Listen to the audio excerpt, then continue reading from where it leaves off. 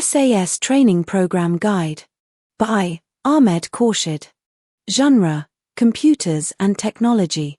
Target audience: data analysts, biostatisticians, and business intelligence professionals.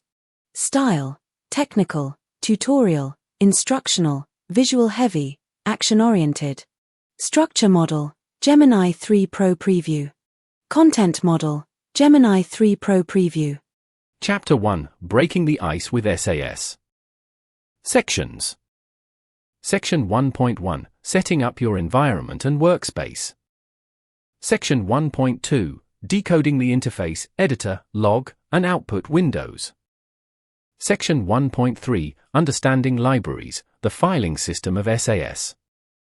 Section 1.4: Your first program, writing, running, and reviewing. Section 1.5: Saving work and managing project files. Opening SAS for the first time can feel a bit like stepping into the cockpit of a jet airliner. There are buttons, windows, and status bars everywhere, and it is not immediately obvious how to get the engine started. If you feel a moment of hesitation, you are in good company. Almost every veteran data scientist started exactly where you are right now. This chapter is designed to strip away that complexity. We aren't just going to click buttons, we are going to establish a workflow that makes sense for you. By the end of this chapter, you won't just be looking at the interface, you will be commanding it. We will focus on the foundational logic of the environment. Whether you are using the classic windowing environment, SAS Enterprise Guide, or SAS Studio, the underlying physics of how SAS operates remain the same. Let's turn the key and get started. 1.1: Setting up your environment and workspace. Before writing a single line of code, you need to ensure your workspace is conducive to focus. SAS is highly customizable, and the default layout isn't always the most efficient for modern screens. Think of this like adjusting the mirrors and seat in a car before driving off. First, locate the main docking areas. In the standard environment, your screen is likely dominated by three main distinct areas, which we will detail in the next section.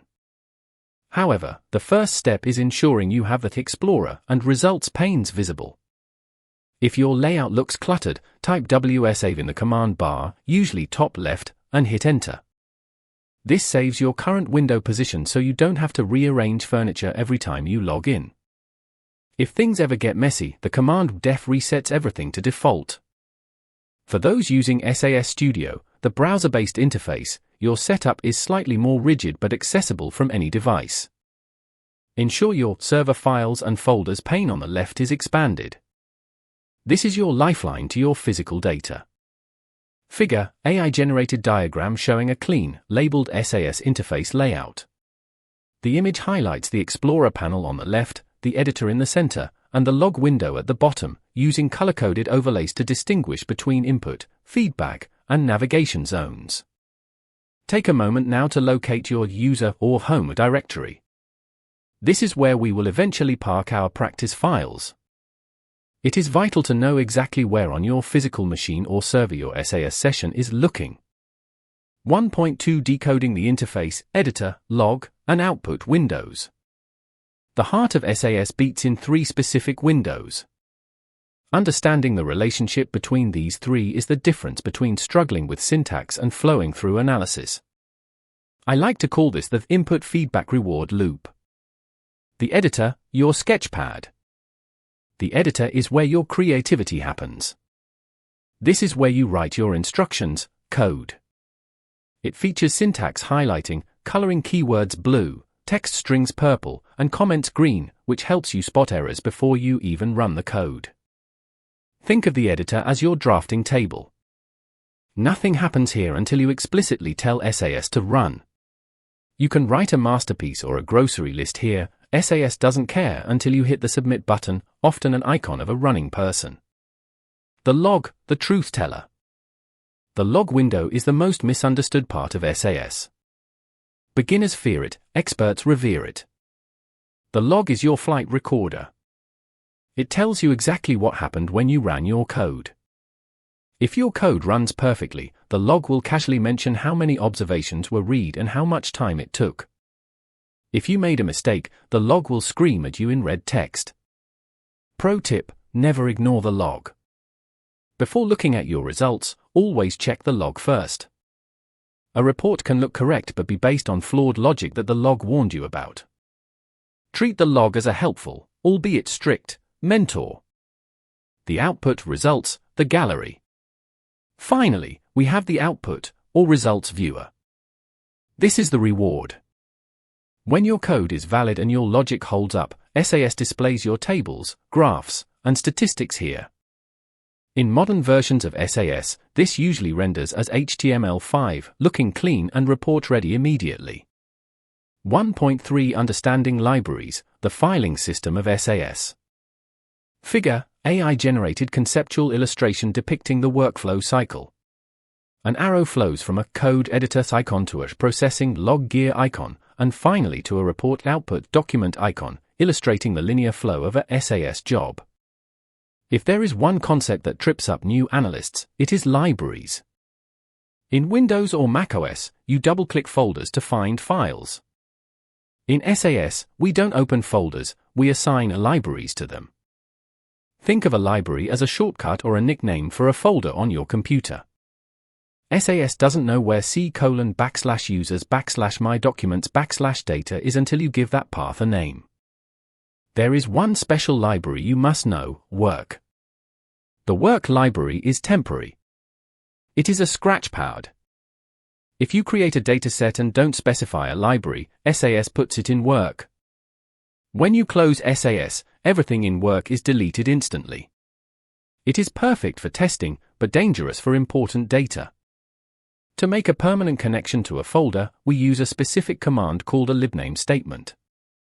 This tells SAS, whenever I say my data, I actually mean this specific folder on the hard drive. 1 point for your first program: writing, running, and reviewing. Let's bridge the gap between theory and practice. We are going to write a program that does 3 things: defines a library, creates some dummy data, and prints it to the screen. Open your editor window. We are going to simulate a small biostatistics scenario, tracking patient visits. Type the following code exactly as it appears. Notice how the colors change as you type, that is the syntax highlighter guiding you. Step 1. Define a library, change the path to a real folder on your PC. Note, if you are in SAS Studio, use a path like home U12345. Libname myproj c:\sars white space training. Step 2. Create a dataset named patients in the work library. Data work.patients. Input patient ID $age gender $visit date MMDDYY10. Data lines. A 00145M the 15th of January 2023. A 00232F the 16th of January 2023. A 00358M the 18th of January 2023. Run. Step 3. Print the results to the output window. Titled Daily Patient Intake Report. Proc print data equals work.patients. Format visit date MMDDYY10. Run. How to run it: highlight the text you just wrote and click the submit icon, the running man, or press F3. The review: 1. Check the log, look for blue notes. You should see the dataset work.patients has 3 observations and 4 variables. If you see red, check your spelling. 2. Check the results, you should see a neat table listing the 3 patients. Congratulations! You have just performed ETL, extract, transform, load, and reporting, all in 10 lines of code. 1.5 Saving work and managing project files. Figure: AI-generated screenshot simulation showing the code in the editor on the left, and the resulting table in the output window on the right, demonstrating the direct cause and effect of the code. You've written code, and it works. Now, do not lose it. In the SAS ecosystem, there are a few file types you need to recognize. .sars, this is your program file.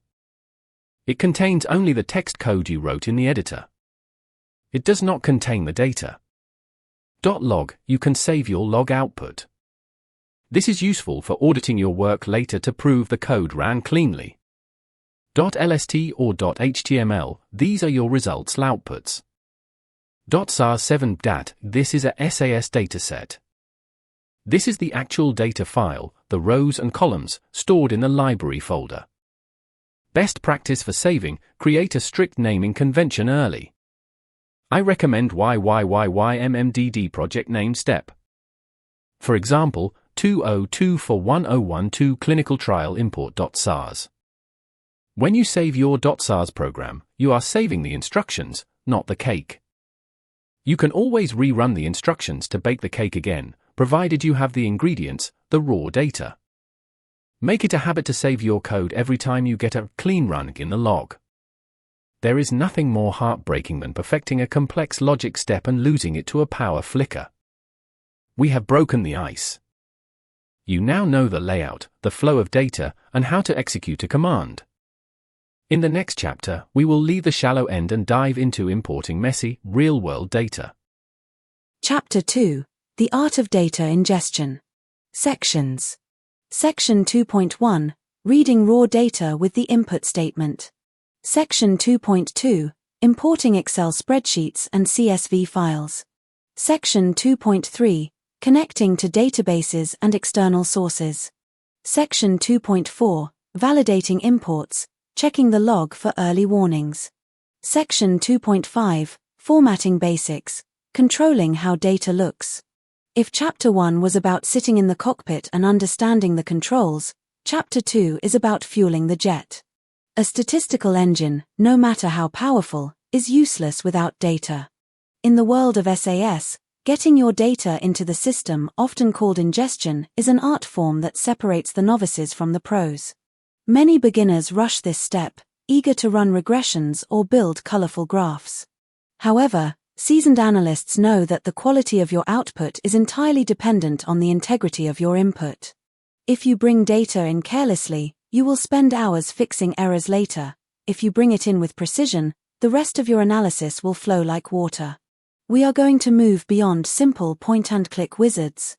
While helpful, they don't give you the control you need for professional biostatistics or complex business intelligence. By the end of this chapter, you will understand how to speak the language of raw data, teaching SAS exactly how to interpret the numbers and characters you feed it. Section 2.1: Reading raw data with the input statement.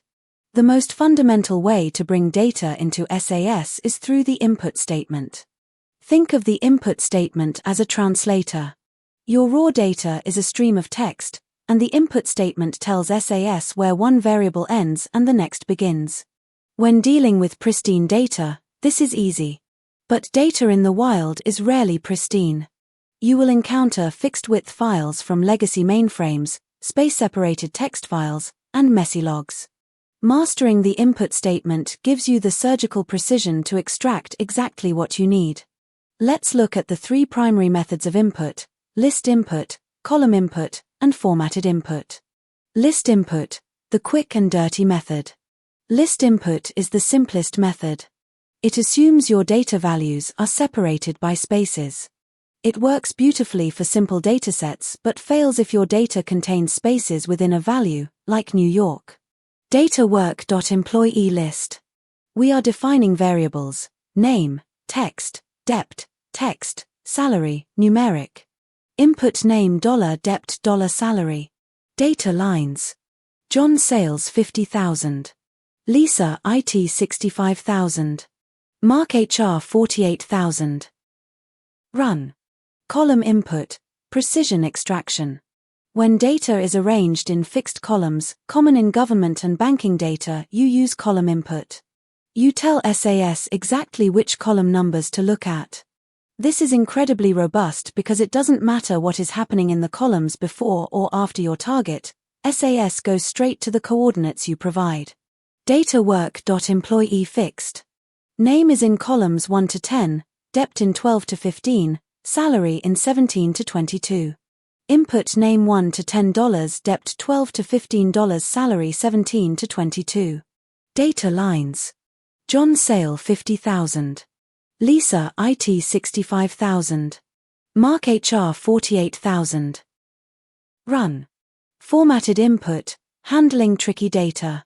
Sometimes numbers contain commas, 1000, or dates look like text, the 12th of January, 2024. Standard input methods will choke on these. Formatted input allows you to apply instructions, called informats, to read this data correctly. Data work.sales data. The modifier tells SAS to read until the delimiter. 5. Strips commas $signs, date 9. Reads dates. Input item $amount, 5. Sale date 9.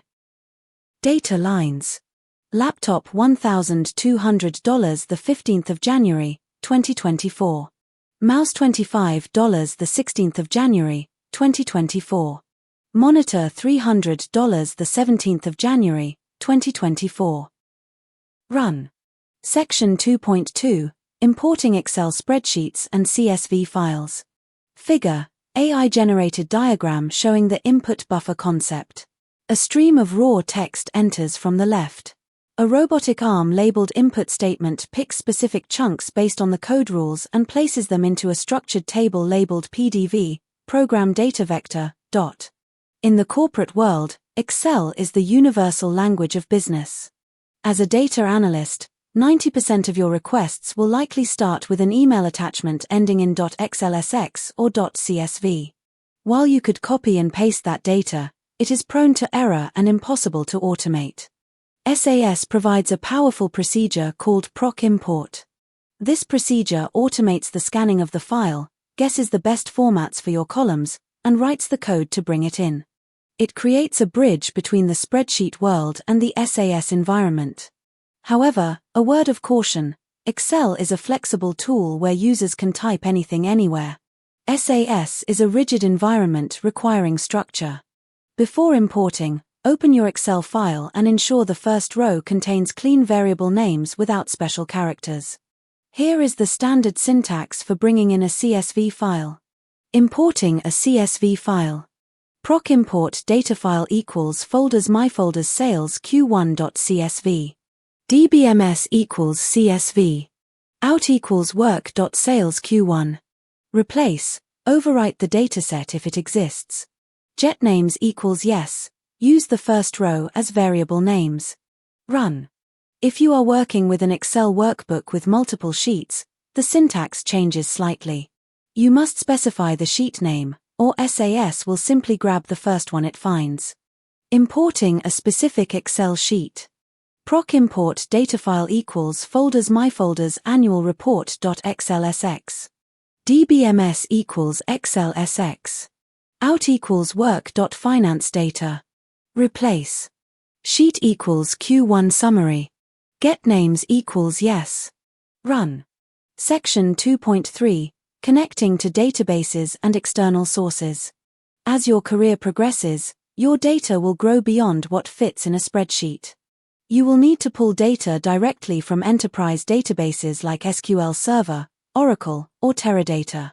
This is where SAS shines as an enterprise solution. Instead of importing the data, which creates a copy, we often use a libname statement to create a direct connection. This is like plugging a pipe directly into the city water main instead of carrying buckets of water. When you assign a libname using a database engine, the remote database tables appear in your SAS library list just like local SAS datasets. You can browse them, query them, and join them without moving the data until you absolutely have to. The libname syntax. The syntax requires your credentials. In a professional setting, you will get these details from your database administrator, DBA. This does not run without a real database, but shows the structure.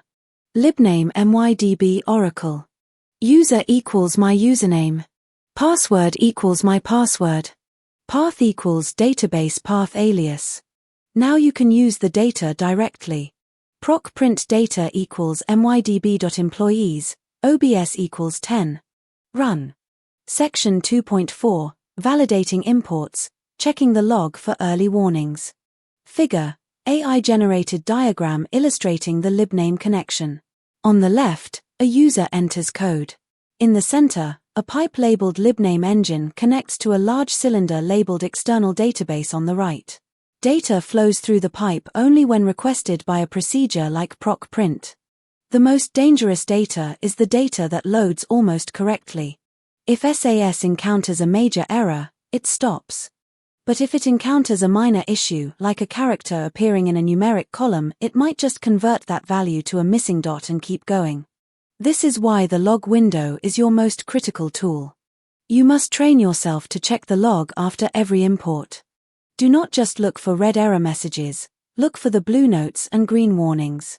Here is a checklist of what to look for in the log immediately after data ingestion. Log message: what it means, action required. Developing a habit of log paranoia is a good thing. It ensures that the foundation of your analysis is solid before you start building on top of it. Section 2.5, Formatting Basics, Controlling how data looks. There is a distinct difference between the value stored in a dataset and how that value is displayed. In SAS, this distinction is handled by formats. Think of the value as a person and the format as their clothing. Whether the person is wearing a tuxedo or gym shorts, they are the same person underneath. Similarly, the number 22657 is just an integer. But if we apply a date format, it looks like the 15th of January, 2022. If we apply a currency format, it looks like $22,657. Using PROC format allows you to create custom rules for displaying data. This is exceptionally useful for categorical data, such as turning coded values like 1 and 0 into readable text like active and inactive. Applying built-in formats. You can apply formats temporarily in a procedure, or permanently in a data step. Here is how to apply them permanently so the data always looks clean. Data work.formatted sales. Set work.sales Q1. Apply a dollar format to revenue variables. Format revenue cost $12.2. Apply a date format to the transaction date. Format trans date MYY7. Run. Creating custom formats. Sometimes built-in formats aren't enough. You might need to map specific codes to business regions or survey responses. PROC format. Value $region map. N equals North America. E equals Europe. A equals Asia.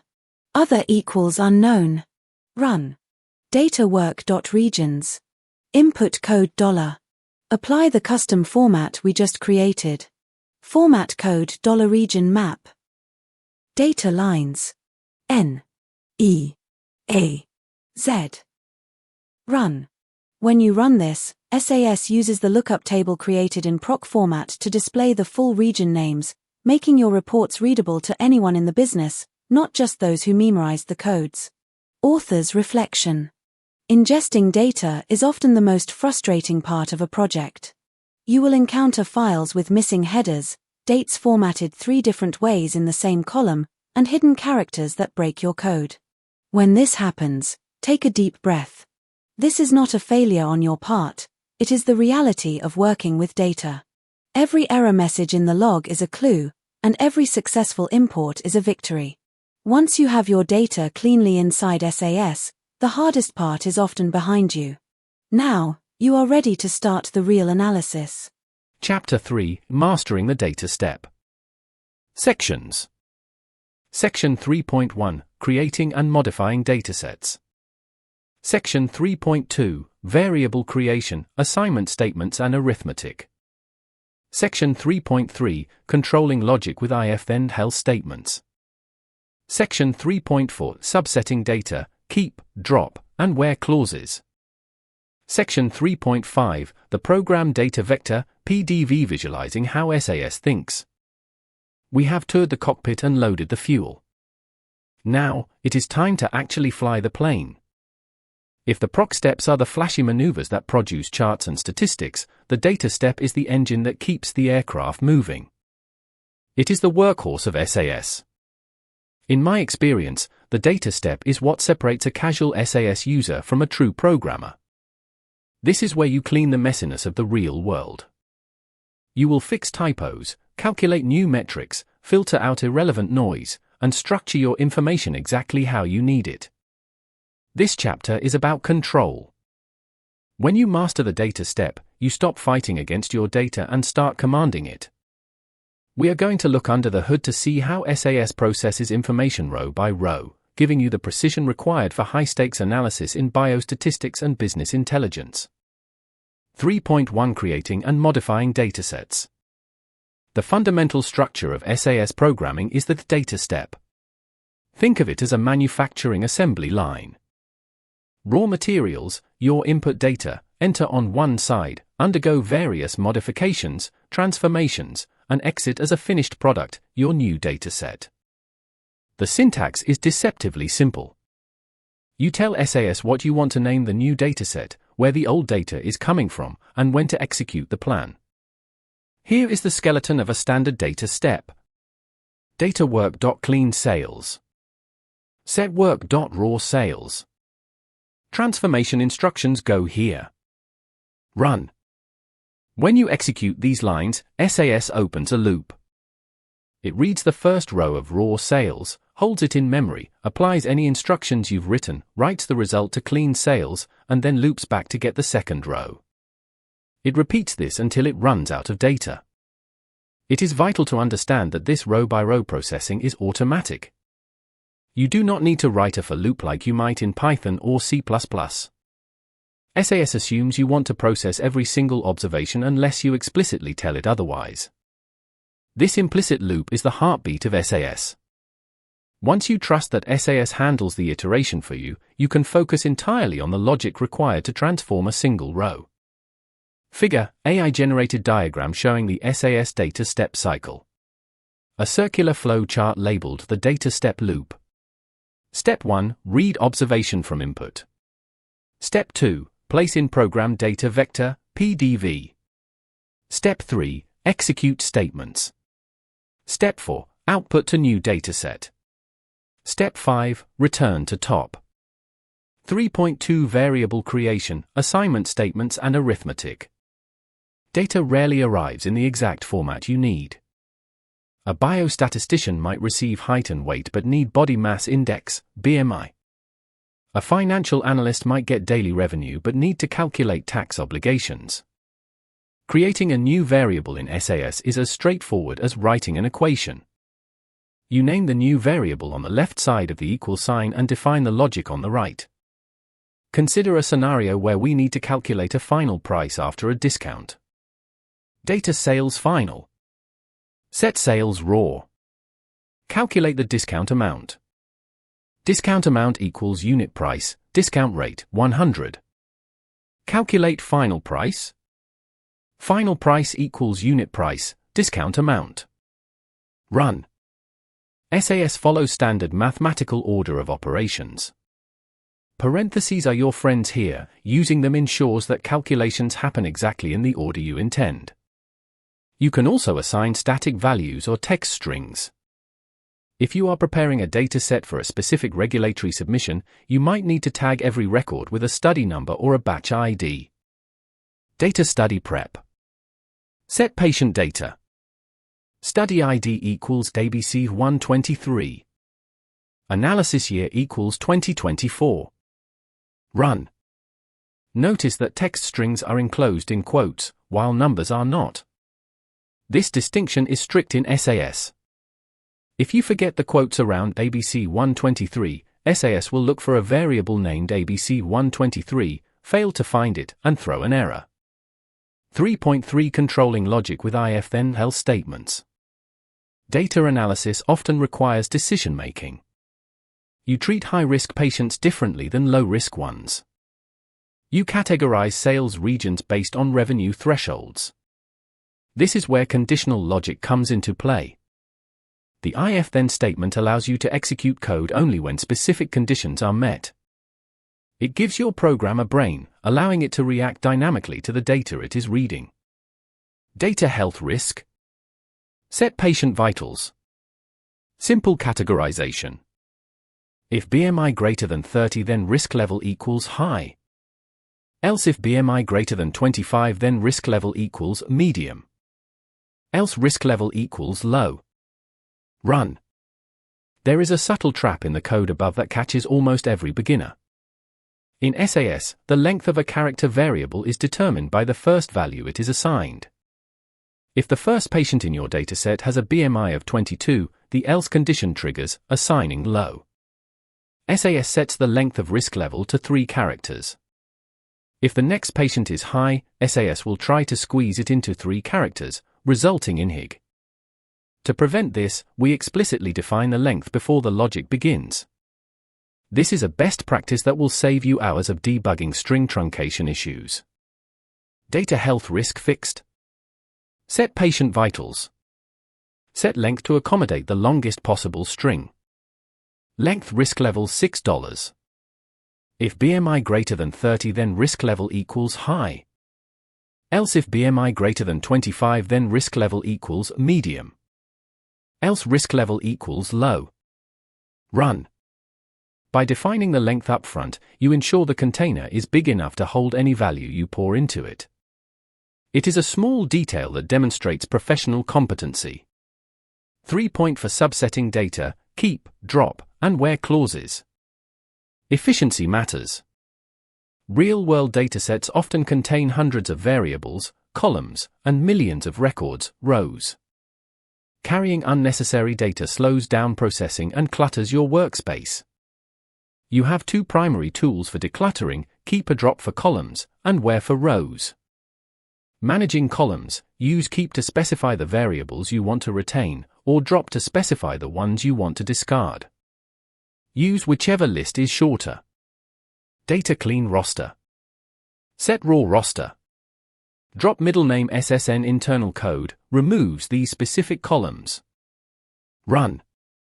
Filtering rows, the where statement filters data as it enters the data step. It acts like a bouncer at the door, only letting in observations that meet your criteria. Data active employees. Set all employees. Where status equals active and department equals sales. Run. A common question is, what is the difference between where and if? The where statement filters data before it enters the processing loop. It is generally more efficient because SAS doesn't waste resources reading unwanted rows.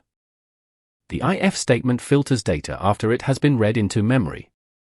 Use where when you are filtering based on existing variables in the source data. Use if when you need to filter based on a new variable you just calculated within that same data step. Figure, AI-generated diagram illustrating the filtering funnel. Top funnel labeled source data on disk. A filter screen labeled where clause sits at the entry of the data step. Inside the data step box, a gate labeled if statement sits before the output. This visualizes that where happens before reading, if happens after. 3.5 The program data vector, PDV, visualizing how SAS thinks. This section is the most technical part of the chapter, but also the most enlightening. If you understand the program data vector, PDV, you understand the soul of SAS. When you submit a data step, SAS doesn't just blindly copy files. It constructs a logical memory area called the PDV.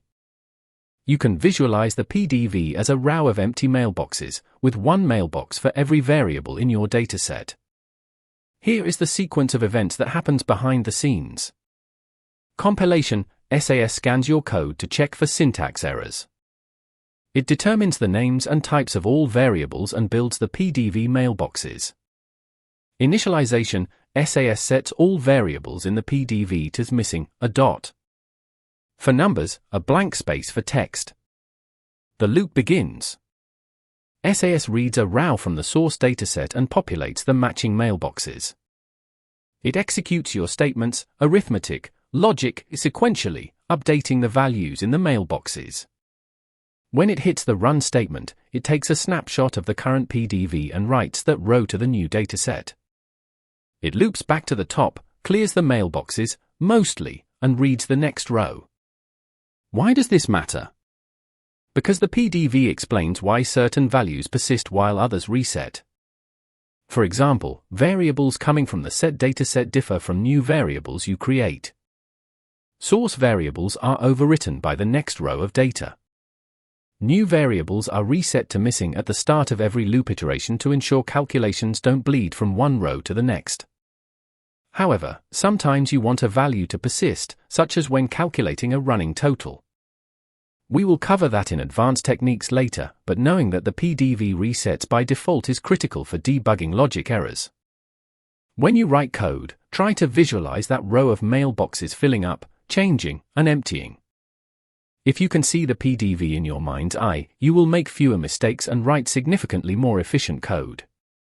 Chapter 4: Wrangling and Cleaning Messy Data.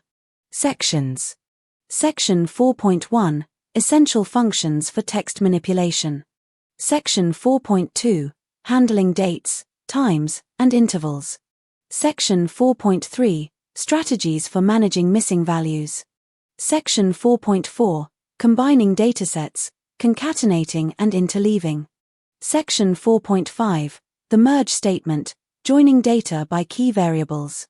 If Chapter 3 was about understanding the engine of the aircraft, Chapter 4 is about flying through turbulence. In a perfect world, data would arrive on your desk pristine, perfectly formatted, and ready for analysis.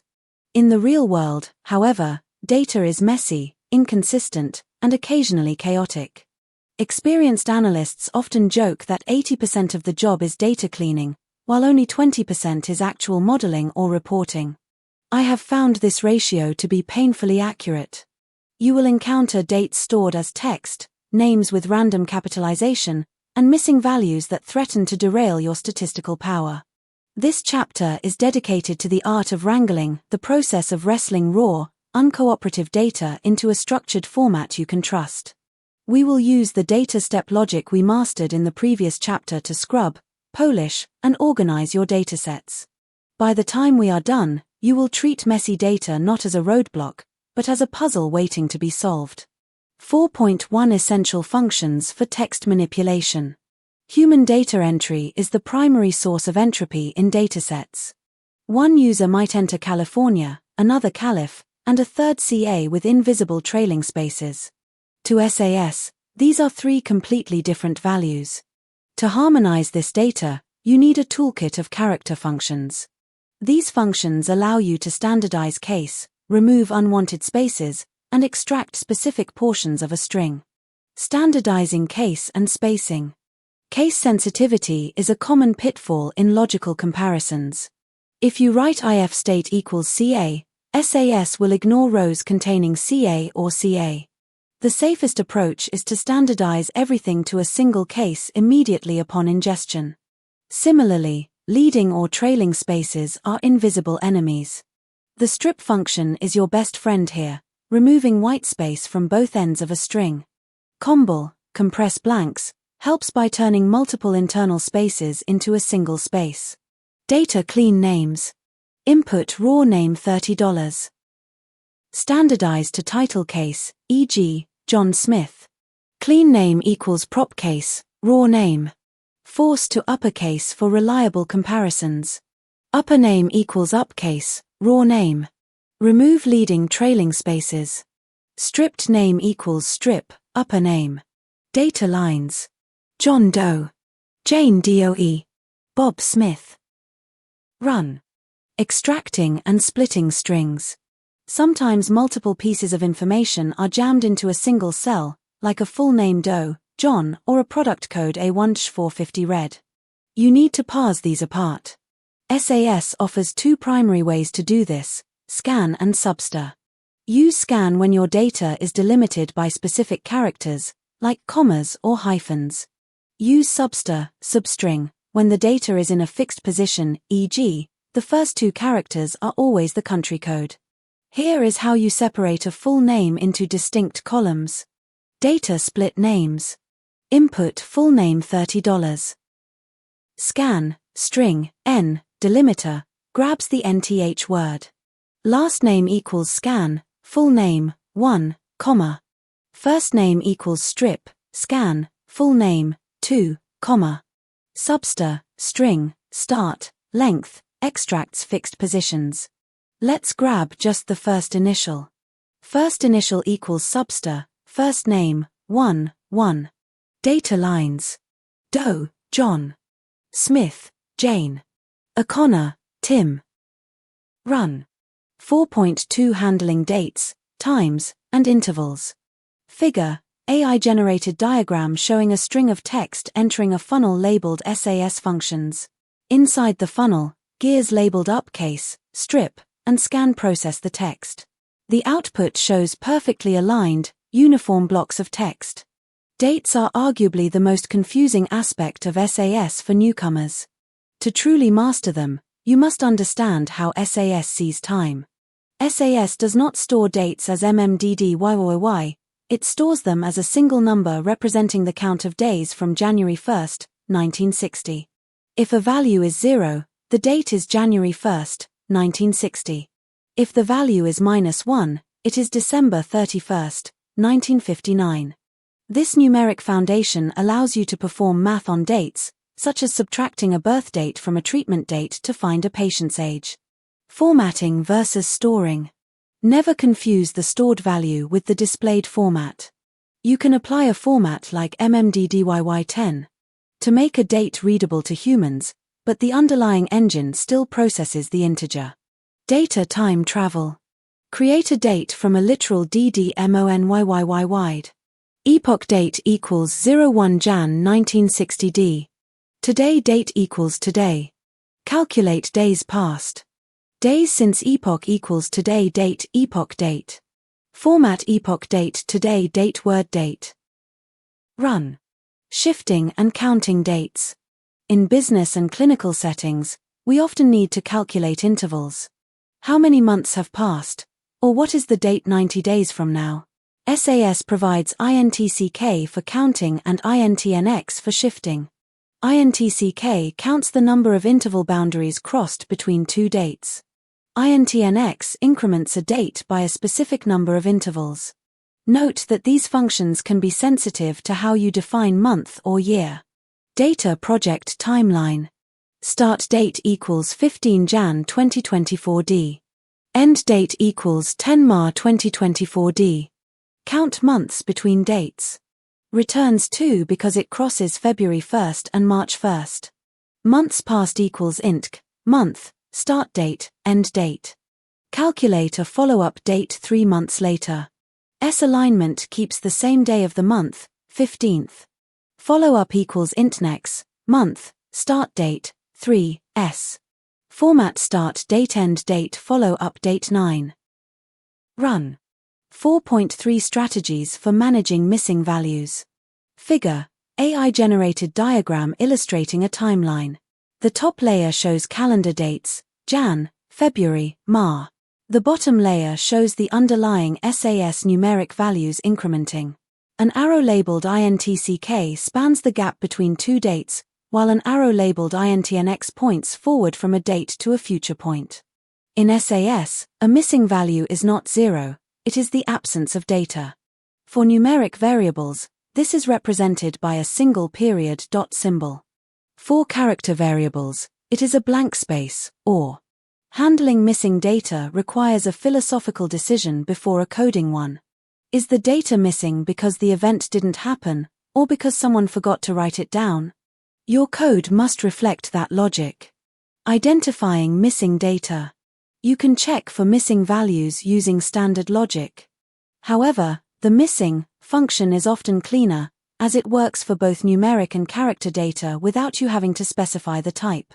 When performing calculations, be aware that SAS propagates missing values. If you calculate A plus B equals C, and A is missing, C will also be missing.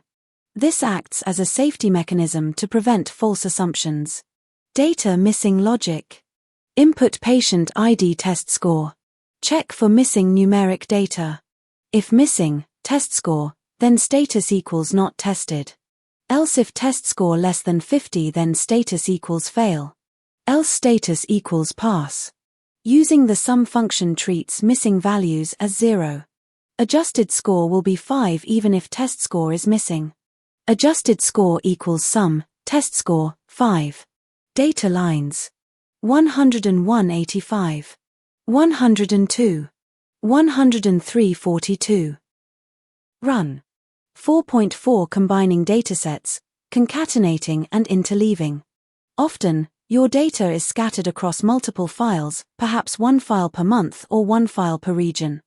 To analyze the whole picture, you need to stack these datasets on top of one another. This is called concatenation. In the data step, this is achieved by listing multiple dataset names in the set statement. SAS reads the first dataset until it ends, then immediately reads the second, and so on. Basic concatenation. If the datasets share the exact same variable names and attributes, SAS stacks them seamlessly. If dataset A has a column sales and dataset B does not, the result will have missing values for sales for all rows originating from dataset B. Data or regions. Stack north and south on top of each other. Set region north, region south. Run. Interleaving. Interleaving is similar to concatenation, but it preserves a sort order. Imagine shuffling two decks of cards together so they remain in numerical order. By adding a by statement immediately after the set statement, SAS interleaves the observations based on that variable. Note: the input datasets must be sorted by the by variable before you attempt this, or SAS will return an error. PROC sort data equals region north, by date, run. PROC sort data equals region south, by date, run. Data chronological sales. Set region north, region south. By date, merges them in timeline order. Run. 4.5 The merge statement, joining data by key variables. Figure, AI-generated diagram comparing concatenation versus interleaving. The concatenation side shows two stacks of blocks, dataset A and B, being placed one directly on top of the other. The interleaving side shows the blocks from A and B being zipped together like a zipper, ordered by a number written on each block. While the set statement stacks data vertically, adding rows, the merge statement joins data horizontally, adding columns. This is equivalent to an SQL join, but the mechanics are unique to the SAS data step. Merging requires a common identifier, a key variable, present in both datasets. Just like interleaving, SAS requires you to sort all input datasets by this key variable before merging. If you skip the sort, the results will be nonsensical. The magic of IN equals variables. One of the most powerful features of the SAS merge is the IN equals dataset option. This creates temporary Boolean flags, 0 or 1, that tell you whether a specific dataset contributed to the current row. This allows you to perform inner joins, left joins, and right joins using simple if-then logic. This gives you granular control over exactly which records make it into your final table. Step 1. Sort both datasets by the common key. PROC sort data equals patients, by patient ID, run. PROC sort data equals visits, by patient ID, run. Step 2. Merge. Data master file. Merge patients, in equals P. Visits, in equals V. By patient ID. Logic to control the join type. If P and V, inner join, keep only if in both. If P, // left join, keep all patients, add visits if avail. If V, // right join, keep all visits, add demographics if avail. Run. When you run this code, SAS moves down both datasets simultaneously. If it finds a match on patient ID, it combines the row from patients with the row from visits. If there is a mismatch, the IN equals variables allow you to decide whether to keep or discard the observation. Mastering the merge statement with IN equals logic is a milestone in your SAS journey. It transforms you from someone who simply views data to someone who can build complex relational structures, preparing you for the advanced reporting techniques we will cover in future chapters. Chapter 5: Unlocking Insights with Procedures. Sections. Section 5.1: Summarizing categorical data with PROC SQL. Section 5.2: Analyzing continuous variables using PROC means and univariate. Section 5.3: Creating custom summary tables with PROC tabulate. Section 5.4: Sorting and grouping for segmented analysis. Section 5.5: Exporting summary statistics to new datasets. We have spent the last 4 chapters doing the heavy lifting. We toured the interface, ingested raw files, built the engine with the data step, and scrubbed the messy data until it shined. If you have been following along, you have put in the hard work of a data mechanic. Now, you get to become the detective. This is the payoff.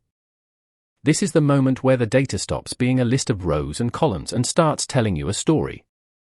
In SAS, we unlock these stories using procedures, or PROCs. While the data step is for manipulation, PROCs are for analysis and reporting. Whether you are a biostatistician checking for adverse events or a business analyst calculating quarterly churn, the procedures we cover in this chapter will be your primary tools for discovery. Let's start asking our data some questions. 5.1 Summarizing categorical data with PROC SQL. Categorical data, data that fits into buckets like gender, region, or treatment group, is the starting point of almost every analysis. Before you calculate averages, you need to know how many observations are in each bucket. PROC FREQ is the standard tool for this. At its simplest, PROC FREQ counts things. However, treating it only as a counter creates a blind spot. Used correctly, it allows you to identify data quality issues, like a misspelled category, and understand the balance of your dataset. Here is the basic syntax to generate a frequency table for a specific variable. PROC FREQ data equals work.clean sales. Tables region, no percent. Title sales transactions by region. Run. Notice the options after the // symbol. By default, SAS gives you cumulative frequencies and percentages. While mathematically correct, these can clutter the output when you just want a simple count. Using no cumulative, and no percent creates a cleaner, more readable table. Cross-tabulations, crosstabs. The real power emerges when you look at the intersection of 2 variables. For example, knowing how many sales happened in the North region is useful, knowing how many of those sales were high value is actionable. To create a crosstab, you simply list the 2 variables separated by an asterisk in the table statement. PROC FREQ data equals work.clean sales. Tables region product type list missing. Title region by product breakdown. Run. The list option changes the output from a grid, which can get messy if you have many categories, to a straightforward list format. I also included the missing option. This is a pro tip, always include missing in your frequency checks. If you don't, SAS will silently exclude rows with missing values, potentially skewing your denominators without you realizing it. 5.2 Analyzing continuous variables using PROC means and univariate.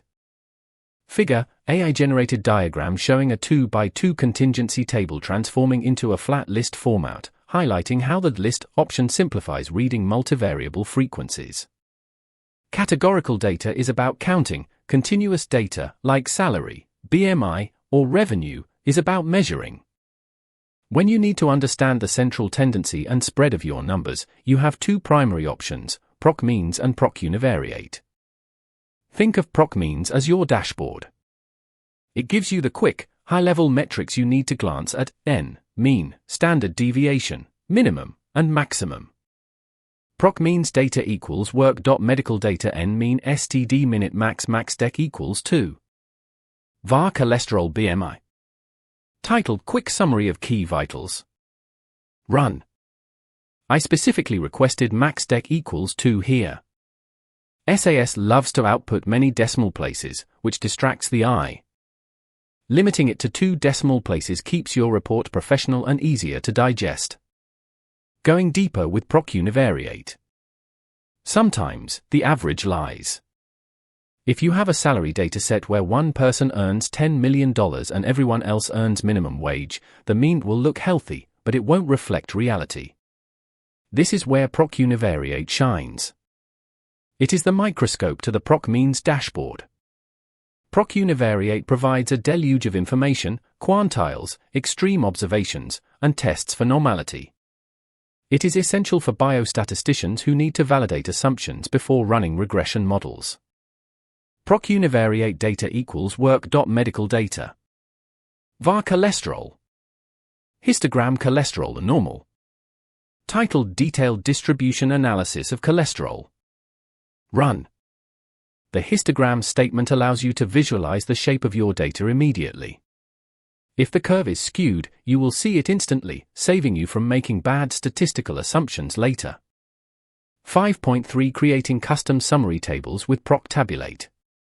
Figure, AI-generated diagram comparing a standard bell curve overlay against a skewed histogram, illustrating how PROC univariate reveals outliers that PROC means might hide.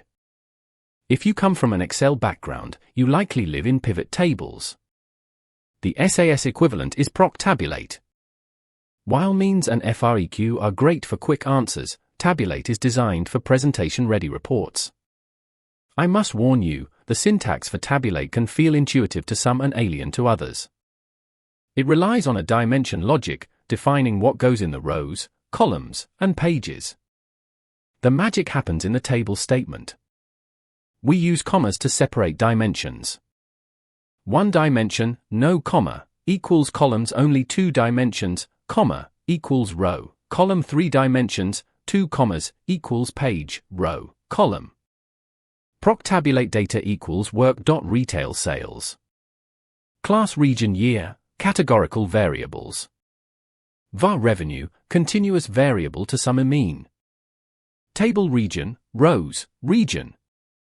Year revenue sum, columns, sum of revenue by year. Title revenue summary table. Run. In the code above, region defines the rows. The columns are defined by crossing year with revenue and the statistic sum.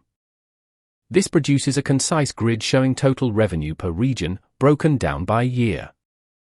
The learning curve here is steeper, but the control it offers over labeling and formatting makes it indispensable for professional reporting. 5-point for sorting and grouping for segmented analysis. One of the most efficient features in SAS is BY group processing. Instead of filtering your data to run a procedure on the North region, then rerunning it for the South, you can ask SAS to automatically repeat the analysis for every unique segment in a column.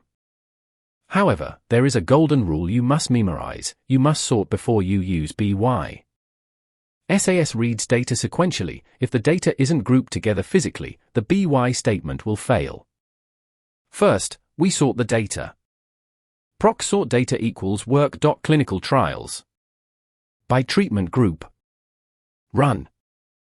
Now, we can apply any procedure against these groups. Let's look at descriptive statistics separately for the placebo and active groups. PROC means data equals work.clinical trials mean median. By treatment group. var blood pressure.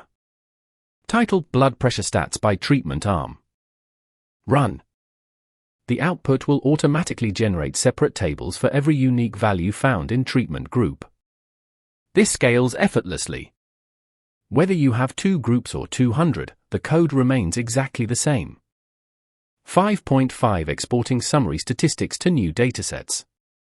Figure, AI-generated diagram showing a deck of cards being sorted by suit, then dealt into 4 separate piles, symbolizing how PROC sort prepares data for BY group processing. Viewing the output in the results window is satisfying, but often, the summary statistics are just an intermediate step. You might need the average monthly sales calculated in PROC means to be merged back into your main dataset for a year-over-year comparison. SAS allows you to catch the output of a procedure and write it to a new SAS dataset using the output statement. This is a critical skill for automating workflows. Here is how you save your summary statistics to a physical table. PROC means data equals work.sales noprint. Class region. var sales amount.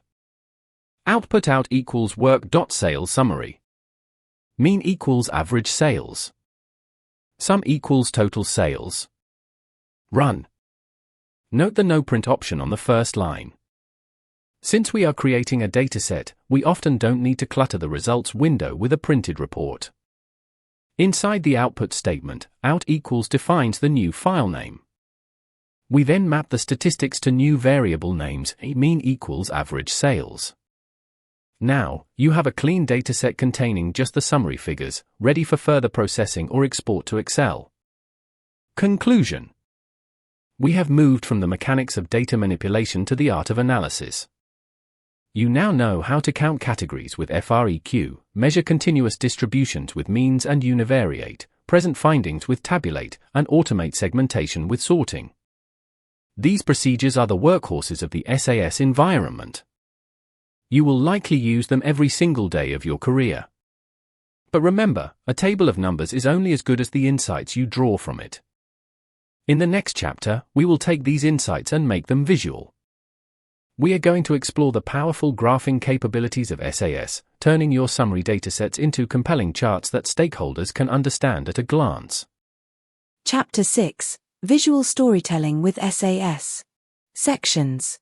Section 6.1: Introduction to ODS Graphics and Sgplot. Section 6.2: Crafting bar charts, histograms, and box plots. Section 6.3: Visualizing trends with series and scatter plots. Section 6.4: Customizing colors, legends, and axes for impact. Section 6.5: Creating multi-panel panels for comparative analysis. In Chapter 5, we learned how to act as detectives, using procedures to uncover the statistical truths hidden within our datasets. We calculated means, ran frequencies, and identified significant relationships. But raw numbers, no matter how accurate, are often terrible communicators. A table of p-values might thrill a statistician, but it will likely put a stakeholder to sleep. To drive action, you need to translate your analysis into a language that is instant and universal: visualization. This brings us to the art of visual storytelling. In this chapter, we aren't just making charts, we are building arguments. We will move away from the pixelated, legacy graphics of the past and embrace the modern, crisp aesthetics of the ODS graphics system. By the time we finish, you will be able to turn a dry dataset into a compelling narrative that demands attention. 6.1 Introduction to ODS Graphics and Sgplot. For years, SAS graphics were functional but ugly. If you have ever seen a blurry, pixelated chart that looked like it was made in 1995, you were looking at the old SAS graph engine. Today, we use the Output Delivery System, ODS, and Statistical Graphics, SG, procedures to create publication-quality visuals. Think of ODS as the container or the envelope for your results, and PROC SQL as the artist drawing the picture inside it. The syntax is remarkably intuitive because it layers information. You start with a canvas, and then you stack visual elements, bars, lines, or points on top of it. Modern SAS installations usually have ODS graphics enabled by default. However, it is good practice to explicitly turn it on at the start of a visual-heavy script. This ensures that even if you move to a different environment, your output remains crisp. Here is how we initialize the graphics environment and create a basic plot using the built-in sashelp.cars dataset. Enable ODS graphics. Odds graphics on. Basic scatter plot. Title horsepower versus MSRP. PROC SQL data equals sashelp.cars. Scatter X equals horsepower Y equals MSRP. Run. Title. Clear the title for future steps. Notice the structure.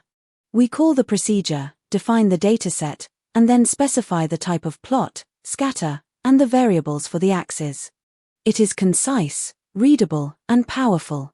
Figure, AI-generated diagram showing a basic scatter plot of car data. The x-axis represents horsepower, and the y-axis represents MSRP. The dots are scattered loosely upward, indicating a correlation. 6.2 Crafting bar charts, histograms, and box plots.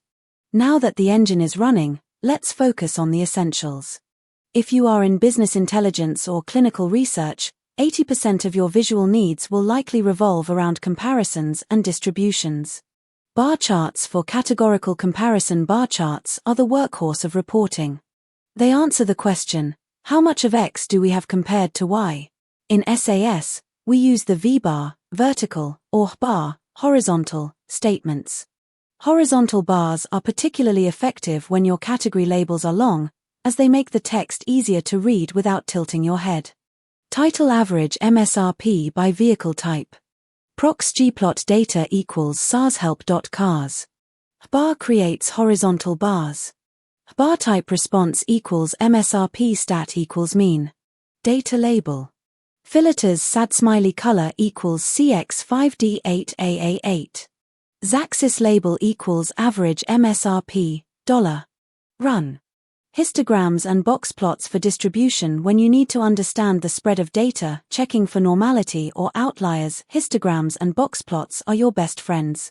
A histogram shows the shape of the data, while a box plot highlights the statistical summary, median, quartiles, and outliers. One of my favorite techniques is to layer these two together. It gives you the granularity of the histogram with the statistical rigor of the box plot in a single view. Title distribution of cholesterol levels. PROC SQL data equals sashelp.heart. Create the histogram background. Histogram cholesterol transparency equals 0.5. Overlay a density curve. Density cholesterol. Place a horizontal box plot inside the graph. H-box cholesterol Y2 axis. Run. By setting transparency, we ensure the histogram doesn't dominate the visual. This layering technique helps you see where the data clusters and who the outliers are in seconds. Figure, AI-generated diagram showing a combined visualization. A histogram displays the frequency of cholesterol levels with a smooth density curve overlaid. Above the histogram, a horizontal box plot aligns with the x-axis, highlighting the median and outliers on the right tail. 6.3 Visualizing trends with series and scatter plots. While bar charts compare categories, line and scatter plots reveal relationships and time-based trends. If you are tracking patient vitals over visits or quarterly revenue over years, you need series plots. The power of grouping. A single line tells a story, but multiple lines invite comparison. The group option is arguably the most useful feature in PROC SQL. It automatically separates your data into distinct lines or clusters of points based on a categorical variable, assigning different colors and markers for you. Let's visualize a trend using a hypothetical sales dataset. Since we don't have a time series dataset handy in SAS Help that fits perfectly, we will simulate a relationship using the CARS dataset to show how grouping works on a scatter plot with regression lines. Title Fuel efficiency by weight and origin. PROC SQL data equals sashelp.cars. Grouping by origin automatically assigns colors. Scatter X equals weight, Y equals miles per gallon, city group equals origin. Markeratas SAD smiley symbol equals circle, filled size equals 8px. Add regression lines for each group. Reg X equals weight, Y equals miles per gallon, city group equals origin, no markers. Run. The reg statement is a fantastic tool for analysts. It calculates the linear fit behind the scenes and draws the trend line immediately. You don't need to run PROC reg separately just to visualize the slope. Figure, AI-generated diagram showing a scatter plot with 3 distinct colors representing car origins, Asia, Europe, USA. X-axis is weight, Y-axis is miles per gallon, city. 3 regression lines cut through the clouds of dots, showing that as weight increases, fuel efficiency drops for all groups. 6.4 Customizing colors, legends, and axes for impact. The default blue and red colors in SAS are functional, but they rarely match a corporate brand or a scientific publication standard. To move from draft to professional, you must take control of the aesthetics. This involves 3 main areas. 1. Attributes, attrs changing line styles, marker symbols, and colors. 2. Axes, formatting numbers, setting ranges, and renaming labels. 3. Legends, positioning them where they don't obscure the data. When choosing colors, I recommend using specific hex codes, e.g., CXFF0000 for red, or standard SAS color names. Consistency is key. If treatmenter is blue in Figure 1, it must be blue in Figure 5. Title Customized analysis of MSRP versus engine size. PROC SQL data equals sashelp.cars, no autolegend. customizing markers and transparency to handle overplotting. Scatter x equals engine size y equals MSRP. Markeratas sad smiley symbol equals circle filled color equals CX2C3E50 size equals 5. Transparency equals 0.3.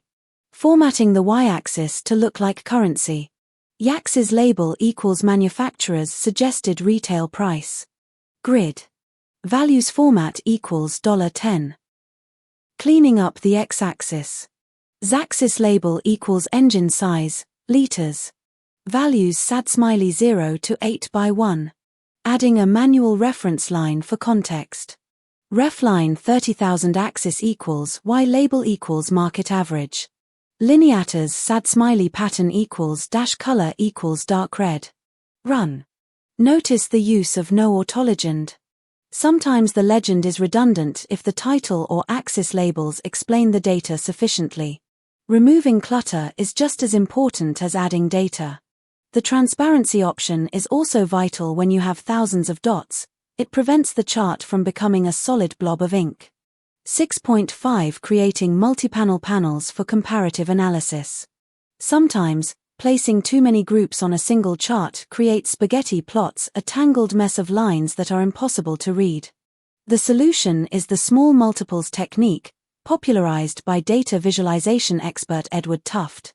In SAS, we achieve this with PROC SQL.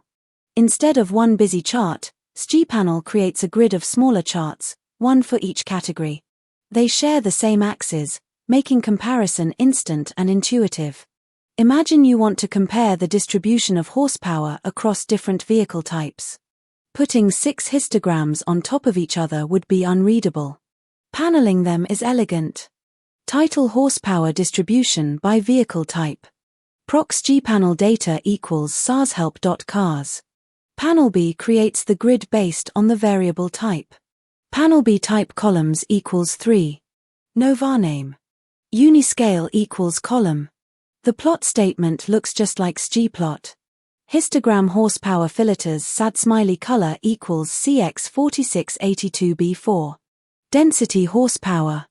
Col-axis label equals horsepower. Row-axis label equals frequency. Run. The uniscale equals column option is critical here. It forces all panels to share the same axis ranges. Without this, SAS might autoscale each panel individually, which would be misleading. A small bar in one chart might represent the same value as a large bar in another. Figure, AI-generated diagram showing a 2 by 3 grid of histograms. Each small square represents a different vehicle type, sedan, SUV, truck, etc. All charts share the same X and Y axis scales, allowing the viewer to easily see that sports cars have a much wider spread of horsepower compared to hybrids. Conclusion. Visual storytelling is about respect for your audience.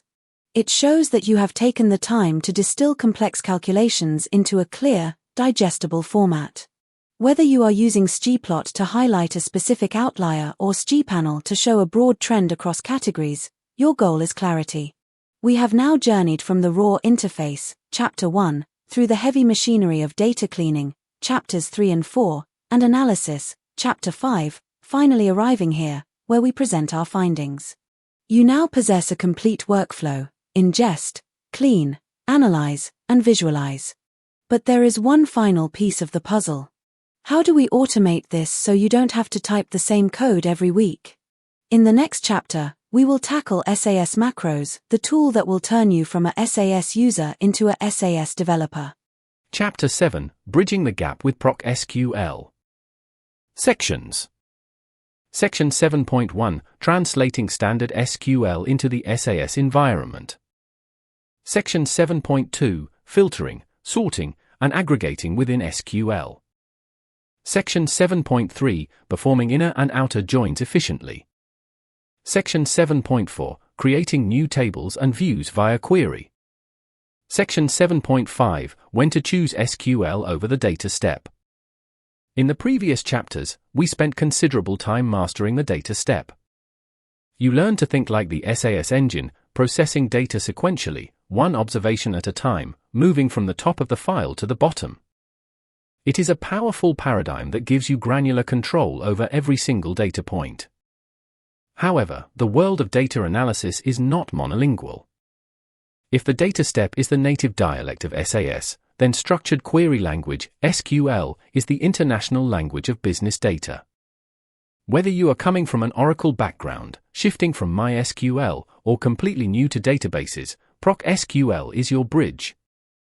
This procedure allows you to write ANSYS standard SQL queries right inside the SAS environment.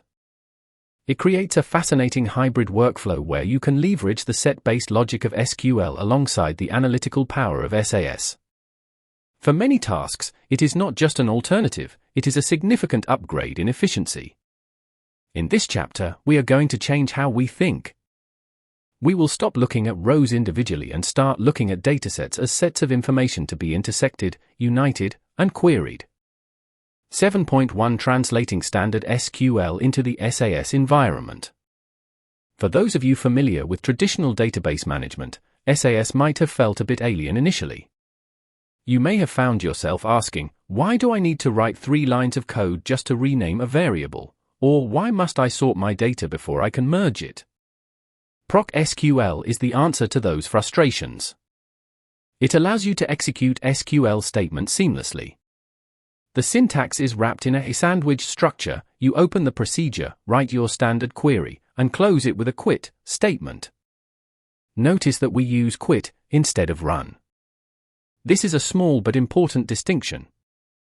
PROC SQL is interactive. It stays running and waiting for more queries until you explicitly tell it to quit. Here is the basic anatomy of a SAS SQL step. PROC SQL. Your SQL query goes here. Select employee ID, department, salary. From work.employees. Where salary greater than 50,000. Quit. When you run this, SAS translates your SQL request into its own internal machine code. It acts as an interpreter, allowing you to speak a different language while still utilizing the SAS data engine. The output usually appears in the results window, looking very similar to a PROC print. However, unlike PROC print, you are not just displaying data, you are shaping it fundamentally before it ever hits the screen. 7.2 Filtering, sorting, and aggregating within SQL. Figure, AI-generated diagram showing the translation layer. A visual representation of a user writing SQL syntax, which passes through a SAS interpreter lens and outputs a standard SAS dataset. This illustrates how the SQL syntax wraps around the SAS engine. One of the greatest efficiencies of PROC SQL is its ability to multitask. In the data step or standard procedures, you often have to take a modular approach, add one step to sort, another to summarize, and a third to filter. In SQL, these operations happen simultaneously within a single query. This reduces the noise in your code and often speeds up processing time because SAS doesn't have to read and write the file multiple times. Consider a scenario where we need to find the average invoice amount by region, but only for active accounts, sorted by the highest average. In base SAS, this would likely require PROC sort, followed by PROC means, and perhaps another PROC sort to arrange the output. In PROC SQL, it is one elegant sentence. PROC SQL. Select region. Count, account ID, as num accounts. Mean, invoice AMT, as average invoice format equals $10.2. From sales.current data. Where status equals active. Group BY region. Order BY average invoice desk. Quit. Let's break down the efficiency here. The where clause filters the data before it is grouped. The group BY clause handles the aggregation logic that PROC means would usually do. Finally, order BY handles the sorting. This creates a concise, readable block of code. A colleague reading this script, even one who doesn't know SAS, will immediately understand your intent. That is the power of using a universal standard. 7.3 Performing inner and outer joins efficiently. If there is one area where PROC SQL truly outshines the data step, it is joining tables. In Chapter 4, we discuss the merge statement. While powerful, merge has a strict prerequisite: both datasets must be sorted by the key variable. If you are working with massive datasets, e.g., millions of claims records, sorting them just to perform a simple lookup can be incredibly resource-intensive. PROC SQL does not strictly require pre-sorted data. It handles the matching logic in memory, often using a method called hash joining behind the scenes. We perform joins using the join syntax. You can specify inner join, only matching records, or various outer joins like left join, right join, or full join. Here is how we might combine a customer list with their transaction history. PROC SQL. Select T1.CustomerID, T1.Name, T2.TransactionDate, T2.Amount. From master.customers as T1. Left join transaction.history as T2. T1.CustomerID equals T2.CustomerID. Quit. In this example, T1 and T2 are aliases, nicknames we give the tables to save typing. The ON clause defines how the tables relate. Because this is a left join, we keep all customers from the left table, T1, even if they have no transactions in T2. If we had used an inner join, customers without transactions would simply vanish from the results. Understanding these joins visually is vital. I often sketch a Venn diagram on a notepad before writing a complex join to ensure I am not accidentally dropping data I intended to keep. Figure: AI-generated diagram of Venn diagrams representing joins. For distinct Venn diagrams labeled inner join, intersection shaded, left join, left circle shaded, right join, right circle shaded, and full join, both circles shaded. Arrows indicate how data flows from two source tables into one result. 7 point for creating new tables and views via query. So far, our queries have just sent results to the output window. To make PROC SQL a functional part of an ETL, extract, transform, load, pipeline, we need to save our results. We do this with the create table statement. This functions exactly like the data statement. It writes a physical file to your library. PROC SQL. Create table work.highValue clients AS. Select name, region, total spend. From sales.summary. Where total spend greater than 100,000. Quit. However, SAS offers something even more interesting: the view. A view is a virtual table. When you create a view, SAS does not save the data, it saves the query instructions. Imagine a create view as a saved camera angle. Every time you look through the camera, open the view, you see the live scene as it exists right now. If the underlying data changes, the view updates automatically without you needing to rerun the code. PROC SQL. Create view work.liveStatus AS. Select project ID, status, date. From production.tracking. Quit. Use tables when you need a snapshot in time or when you plan to query the data repeatedly and don't want to reprocess the logic. Use views when you need the data to always be fresh and want to save disk space. 7.5 When to choose SQL over the data step. As you become proficient in both the data step and PROC SQL, you will face a frequent dilemma: which tool should I use? There is no best tool, only the right tool for the specific task at hand. I have found that experienced SAS programmers switch between them fluidly, sometimes within the same program.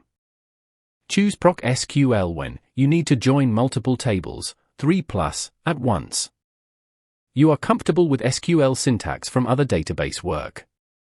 You want to avoid sorting large datasets prior to merging.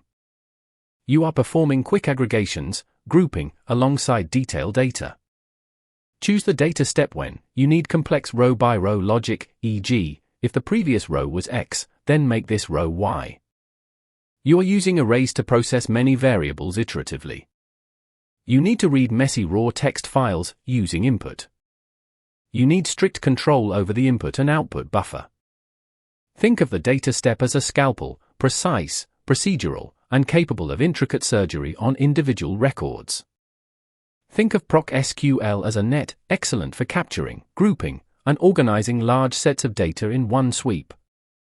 By mastering both, you are no longer limited by the constraints of one language. You have the flexibility to tackle data challenges from the angle that makes the most sense. Chapter 8. Automating Success with Macros. Sections. Section 8.1. Demystifying macro variables and %let. Section 8.2. Writing your first macro program. Section 8.3. Adding parameters for flexible code reuse. Section 8.4. Conditional logic within the macro facility. Section 8.5. Debugging macro code, symbol gen and print. If the data step is the engine and PROC SQL is the bridge, then the SAS macro facility is the automation factory. Up until this point in the book, we have been writing code that runs explicitly: load this file, calculate this mean, or draw this chart. We have been effective, but we have also been manual. Every programmer eventually hits a wall where the work becomes repetitive. You might find yourself copying and pasting the same block of code 10 times, changing only the month or the region name. That is not just tedious, it is a breeding ground for human error. The macro facility allows you to write code that writes code. It is a text processing language that sits on top of standard SAS code, allowing you to substitute text, automate logic, and package complex tasks into simple commands. In this chapter, we will transition from writing static programs to building dynamic, flexible applications. 8.1 Demystifying macro variables and %let. The most common misconception about macros is that they are deeply complex programming objects. In reality, at their core, they are simply text substitution tools. Think of a macro variable as a find and replace function that operates automatically every time you run your code. When you define a macro variable, you are creating a shortcut label for a string of text. This text resides in a memory area called the global symbol table.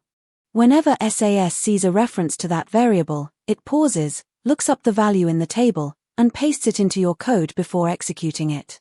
The simplest way to create a macro variable is using the %let statement. This command assigns a value to a name, which you can then recall later using an ampersand symbol. Let's look at a practical example. Suppose you are generating a monthly report and the file path changes every month. Instead of hard-coding the path in 5 different libname or infile statements, you define it once. Figure: AI-generated diagram showing the SAS macro tokenizer. A flowchart illustrates SAS code being read. It hits an ampersand symbol, looks up the value in a symbol table bucket, and substitutes the text 2023 into the code stream before it reaches the compiler. Define the macro variable. %let current month equals October 2023. %let file path equals c:/projects/sales/ current month. Use the variable with an ampersand. Libname myData and file path. PROC print data equals mydata.sales. Title sales report for and current month. Run. Notice the use of double quotation marks in the title. This is a critical rule in SAS. Macro variables will only substitute their value, inside double quotes. If you use single quotes, SAS treats and current month as literal text, and your title will look quite silly. By using %let, you centralized the logic. If next month you need to run the report for November, you change the value in one place, the %let statement, and the update cascades through your entire program. 8.2 Writing your first macro program. Macro variables handle text substitution, but macro programs allow you to bundle entire steps of SAS code into a reusable command. This is similar to creating a function in other programming languages. A macro program is defined by a sandwich structure. It begins with %macro and ends with %mend. Anything you place between these two statements becomes part of the macro's definition. Importantly, when you run this definition, SAS does not execute the code inside, it simply memorizes it for later use. To actually run the code, you must call or invoke the macro by placing a %sign symbol before its name. Let's create a macro that prints a specific dataset and runs a frequency check. Define the macro. %macro quick audit. proc print data equals sashelp.cars, obs equals 5. Title quick audit, first 5 rows. Run. proc frec data equals sashelp.cars. Tables origin. Title frequency by origin. Run. %mend quick audit. Invoke the macro. %quick audit. When SAS reads %quick audit, it retrieves the stored code and executes the proc print and proc freq steps immediately. This approach keeps your main program clean. Instead of scrolling through hundreds of lines of operational code, your main script can simply be a series of macro calls like %import data, %clean data, and %generate report. 8.3 Adding parameters for flexible code reuse. The macro we wrote in the previous section is static. It only works on sashelp.cars. While that is useful for encapsulation, the true power of automation comes from flexibility. We want a macro that can perform the same audit on any dataset we choose. To achieve this, we add parameters. Parameters are macro variables defined inside the parentheses of the %macro statement. When you invoke the macro, you pass values into these parameters, making the code dynamic. There are two main types of parameters, positional and keyword. Positional parameters depend on the order in which you list them. Keyword parameters allow you to set default values, which makes your macro more robust and user-friendly.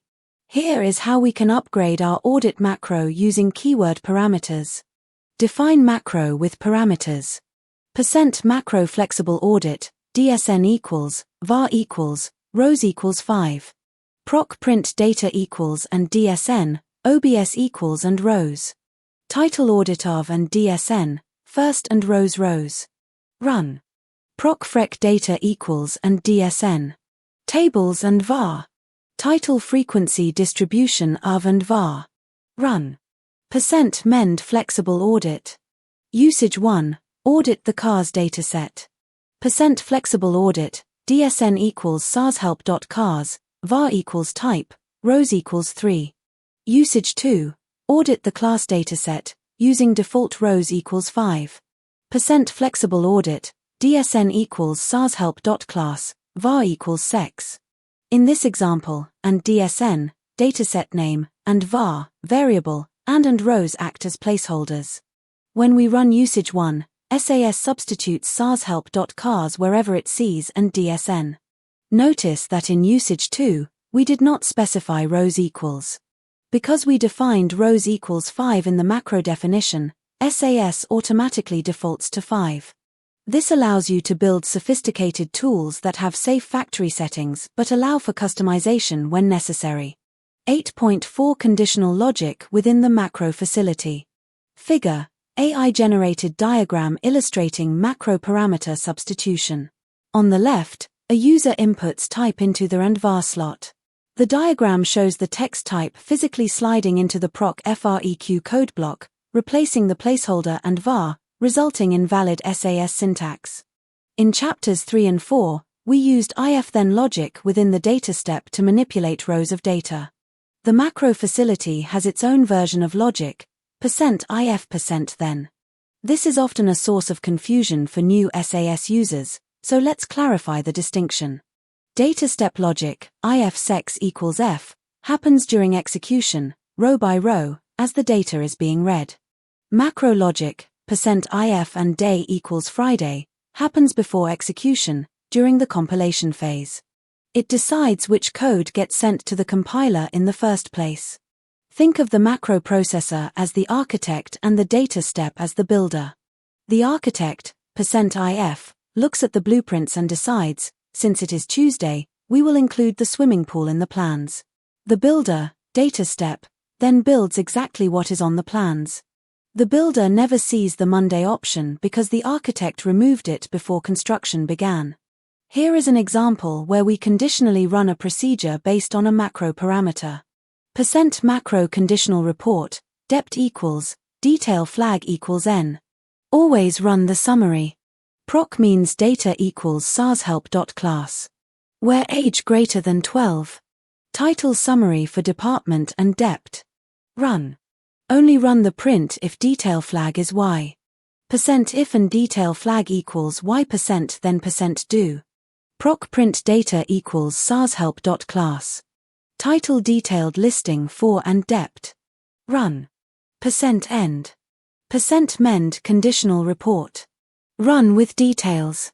Conditional report, dept equals biology, detail flag equals y. If you change detail flag to n, the PROC print code is never even generated. SAS behaves as if that chunk of code does not exist. This is incredibly powerful for controlling the flow of large, complex applications without commenting out code manually. 8.5 Debugging macro code, symbol gen and print.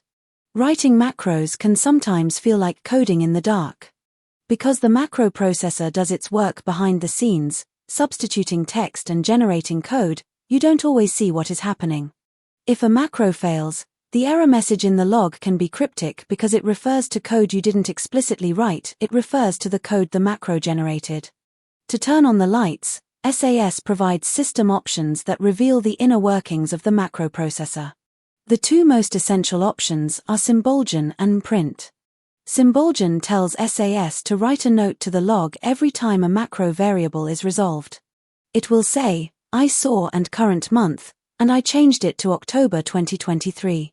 This confirms that your parameters are passing correctly. Print displays the code that the macro generated. It shows you exactly what was sent to the SAS compiler. If you have a syntax error, print allows you to see the malformed code. Options symbolgen print. %let filter val equals 15. %macro debug test. PROC print data equals sashelp.class. Where age and filter val. Run. %mend debug test. %debug test. When you check your log after running this, you will see a detailed trace. If you are ever stuck wondering why your macro isn't working, enable these options immediately. They transform the invisible logic of the macro facility into visible, debuggable steps. Once your code is working perfectly, you can turn them off with options no symbolgen nonprint to keep your logs clean. Figure. AI-generated screenshot of the SAS log window. The text highlights symbolgen, macro variable filter val resolves to 15 and print, debug test where age greater than 15. The visual emphasizes how these options reveal the hidden steps. Mastering macros is a turning point in your SAS journey. It shifts your perspective from writing single-use scripts to creating reusable assets. You are no longer just analyzing data, you are building tools that empower you and your team to work smarter, not harder. Chapter 9, Delivering Professional Reports. Sections. Section 9.1, Harnessing the Output Delivery System, ODS. Section 9.2, Generating Polished Excel Workbooks. Section 9.3, Creating Print-Ready PDFs with Custom Styles. Section 9.4, Building HTML Reports for Web Deployment. Section 9.5, Automating Report Distribution. We have arrived at what I like to call the last mile. In logistics, the last mile is often the most expensive and critical part of the journey, getting the package from the distribution center to the customer's doorstep. In data analysis, this concept holds true.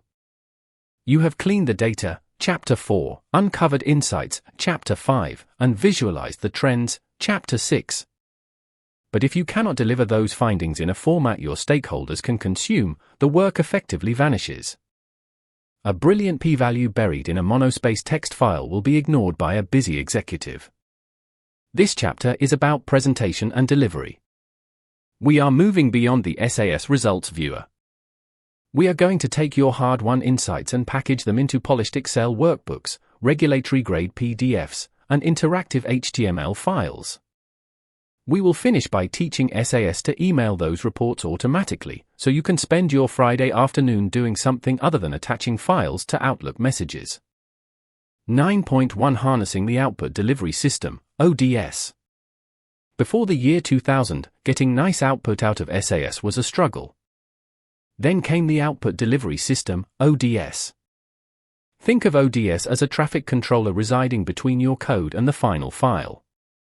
When you run a procedure like PROC FREQ, SAS generates data objects, the numbers, and table definitions, the structure. Without ODS, this just goes to the default output window. ODS allows you to intercept that output and route it to specific destinations like Excel, PDF, or HTML, applying style templates along the way. The logic follows a sandwich structure. You open a destination, run your code, and then close the destination. Here is the fundamental syntax structure we will use throughout this chapter. Figure, AI-generated diagram showing the ODS flow. On the left, a cylinder labeled Data and Procs. In the middle, a prism labeled ODS Traffic Controller. Arrow split from the prism into three distinct outputs, a PDF icon, an Excel icon, and a web browser icon. 1. Open the destination. Odds PDF file equals C report summary.pdf style equals journal. 2. Run your analysis. Titles clinical trial summary. PROC means data equals SAS help.heart mean median max. VAR cholesterol. Class sex. Run. 3. Close the destination. Odds PDF close. If you forget the odds close statement, SAS keeps the file lock open. This is a common frustration for beginners who try to open their PDF and find it easy in use. Always remember to close the sandwich. 9.2 Generating polished Excel workbooks. Let's address the elephant in the room. No matter how sophisticated your analysis is, your manager probably wants it in Excel. Early in my career, I fought this, trying to push static reports. I learned quickly that business users need the flexibility to filter and sort data themselves. While PROC Export, covered in Chapter 3, is great for dumping raw data, it is terrible for reporting. It cannot handle titles, colors, or multiple tabs. For professional results, we use the ODS Excel destination. This destination gives you granular control. You can create multi-sheet workbooks where the first tab is a summary graph and the second tab is the detailed listing. You can even freeze headers so they stay visible when the user scrolls. Here is how to create a multi-tab report with native Excel filters enabled. Set options for the Excel file. Odds Excel file equals C reports sales dashboard.xlsx. Options, sheet interval equals a PROC new tab for each procedure. Embedded titles equals a yes. Auto filter equals a yes, turn on Excel filters. Frozen headers equals a yes. Tab 1, high-level summary. Odds Excel options, sheet name equals summary metrics. PROC means data equals SAS help.cars mean max December equals 1. VAR MSRP invoice. Class make. Run. Tab 2, detailed data. Odds Excel options, sheet name equals raw data. PROC print data equals SAS help.cars noobs. Where origin equals a Europe. VAR make model type MSRP. Run. Odds Excel close. Notice the options block. This is where the Polish happens. Sheet interval equals PROC tells SAS to create a new worksheet every time a new procedure runs. This allows you to package a high-level summary and low-level details in a single file, making you look like a hero to your stakeholders. 9.3 Creating print-ready PDFs with custom styles. There are times when Excel is the wrong choice. If you are generating a contract, a regulatory submission for the FDA, or a finalized invoice, you need a document that looks identical on every screen and cannot be easily altered. This is the domain of ODS PDF. The default SAS style is functional but looks dated. To make your report look professional, you can apply built-in styles like Journal, Pearl, or Sapphire. However, the real power comes when you combine ODS PDF with PROC Report to create traffic lighting. Traffic lighting involves coloring cell backgrounds based on their values, for example, highlighting failing test scores in red. This draws the reader's eye immediately to the problem areas. Let's look at how to create a styled PDF with conditional highlighting. Odds PDF file equals C reports student grades.pdf style equals Perl. Title student performance report. PROC report data equals SAS help.class node. Column name age height weight. Highlight weights over 100 in light red. Compute weight. If weight greater than 100 then define, style. Style equals endcomp. Run. Odds PDF close. In the code above, the compute block acts like a mini data step inside the reporting procedure. It evaluates the data row by row as it is being rendered. This technique is invaluable in biostatistics for highlighting adverse events, or in finance for flagging budget overruns. It guides the reader's attention so they do not have to hunt for the story. Figure, AI-generated visual of a PDF document page. The header says Student Performance Report in a clean serif font. A table lists students. One row, where the weight is 112.5, has a soft red background highlight, demonstrating the traffic lighting concept. 9 point for building HTML reports for web deployment. In modern environments, emailing PDFs is becoming less common in favor of hosting reports on an intranet. ODS HTML5 creates lightweight, responsive web pages that can be viewed in any browser. The advantage of HTML over PDF is interactivity. With the right options, you can make graphs that display data values when you hover over them, tooltips. This effectively turns a static image into an interactive dashboard without needing complex BI tools. When generating HTML, I recommend using the path and body options to keep your files organized. Otherwise, SAS might spray image files all over your directory. Direct all output to a specific folder. Odds graphics on image map equals on enable tooltips. Odds HTML5 path equals see the web reports. Body equals index.html. Style equals Raven. Titles interactive engine analysis. PROC SQL data equals SAS help.cars. Scatter X equals horsepower Y equals miles per gallon city group equals origin. Run. Odds HTML5 close. The image map equals on option is the secret sauce here. When a user opens index.html and hovers their mouse over a point on the scatter plot, they will see the specific values for horsepower and miles per gallon. It adds a layer of depth that print format simply cannot match. 9.5 Automating report distribution. We have created beautiful reports, but you are still manually running the code and dragging files into emails. Let's solve that. SAS can interface directly with your company's email server using the filename email engine. This capability transforms SAS from a reporting tool into an automated alert system. I have set up jobs that run at 3 a.m., check for data anomalies, and only email me if something is wrong. If the data is clean, I wake up to a silent inbox. That is true automation. Here is a template for sending your new PDF report as an email attachment. 1. Generate the report first. Odds PDF file equals see temp daily report.pdf. Your reporting code here. Odds PDF close. 2. Define the email configuration. File name email. To equals manager@company.com.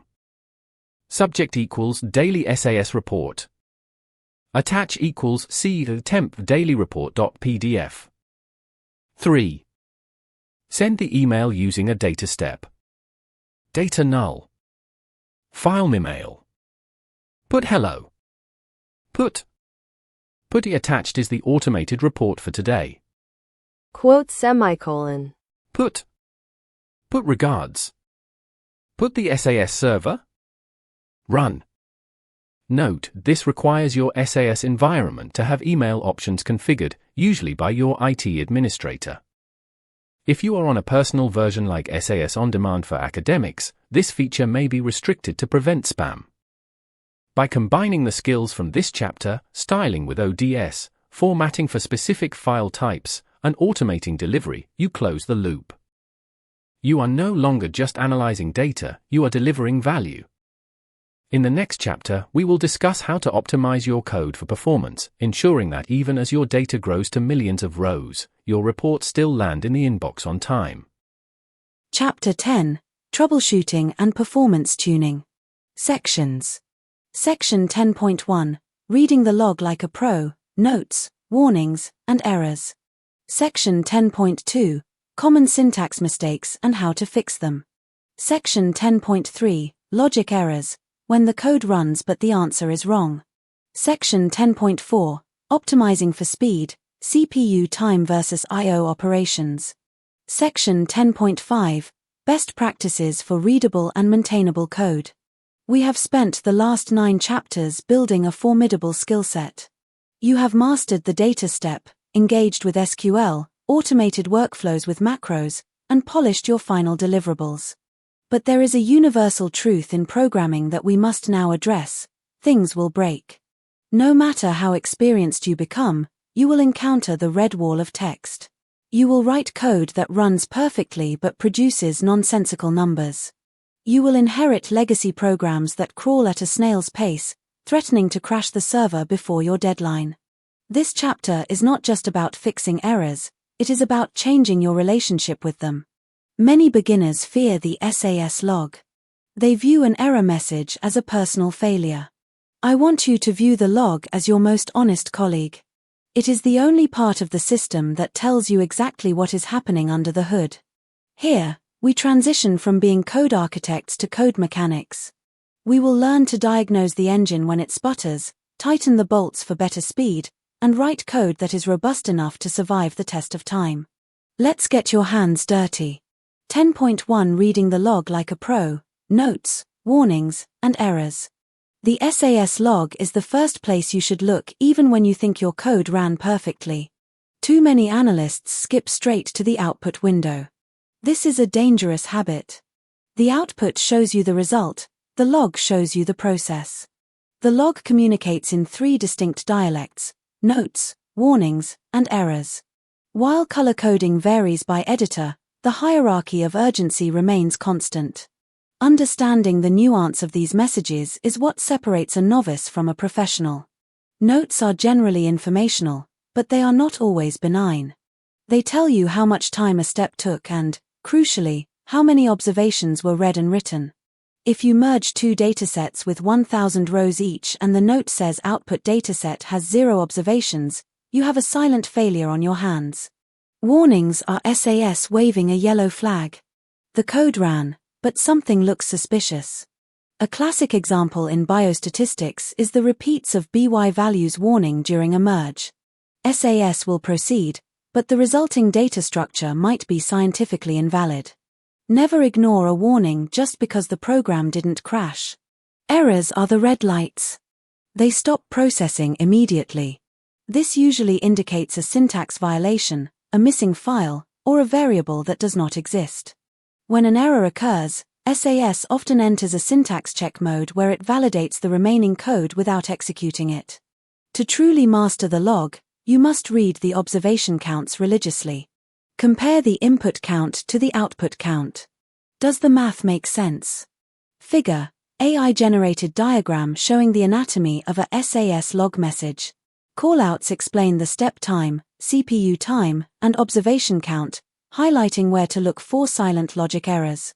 A healthy log check. Data work.final. Set work.source, OBS equals 100. Run. Log output. Note, there were 100 observations read from the dataset work.source. Note, the dataset work.final has 100 observations and 5 variables. If the input is 100 and the output is 0, and you didn't intend to filter everything out, you have a problem.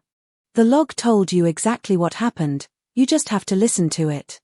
10.2 Common syntax mistakes and how to fix them.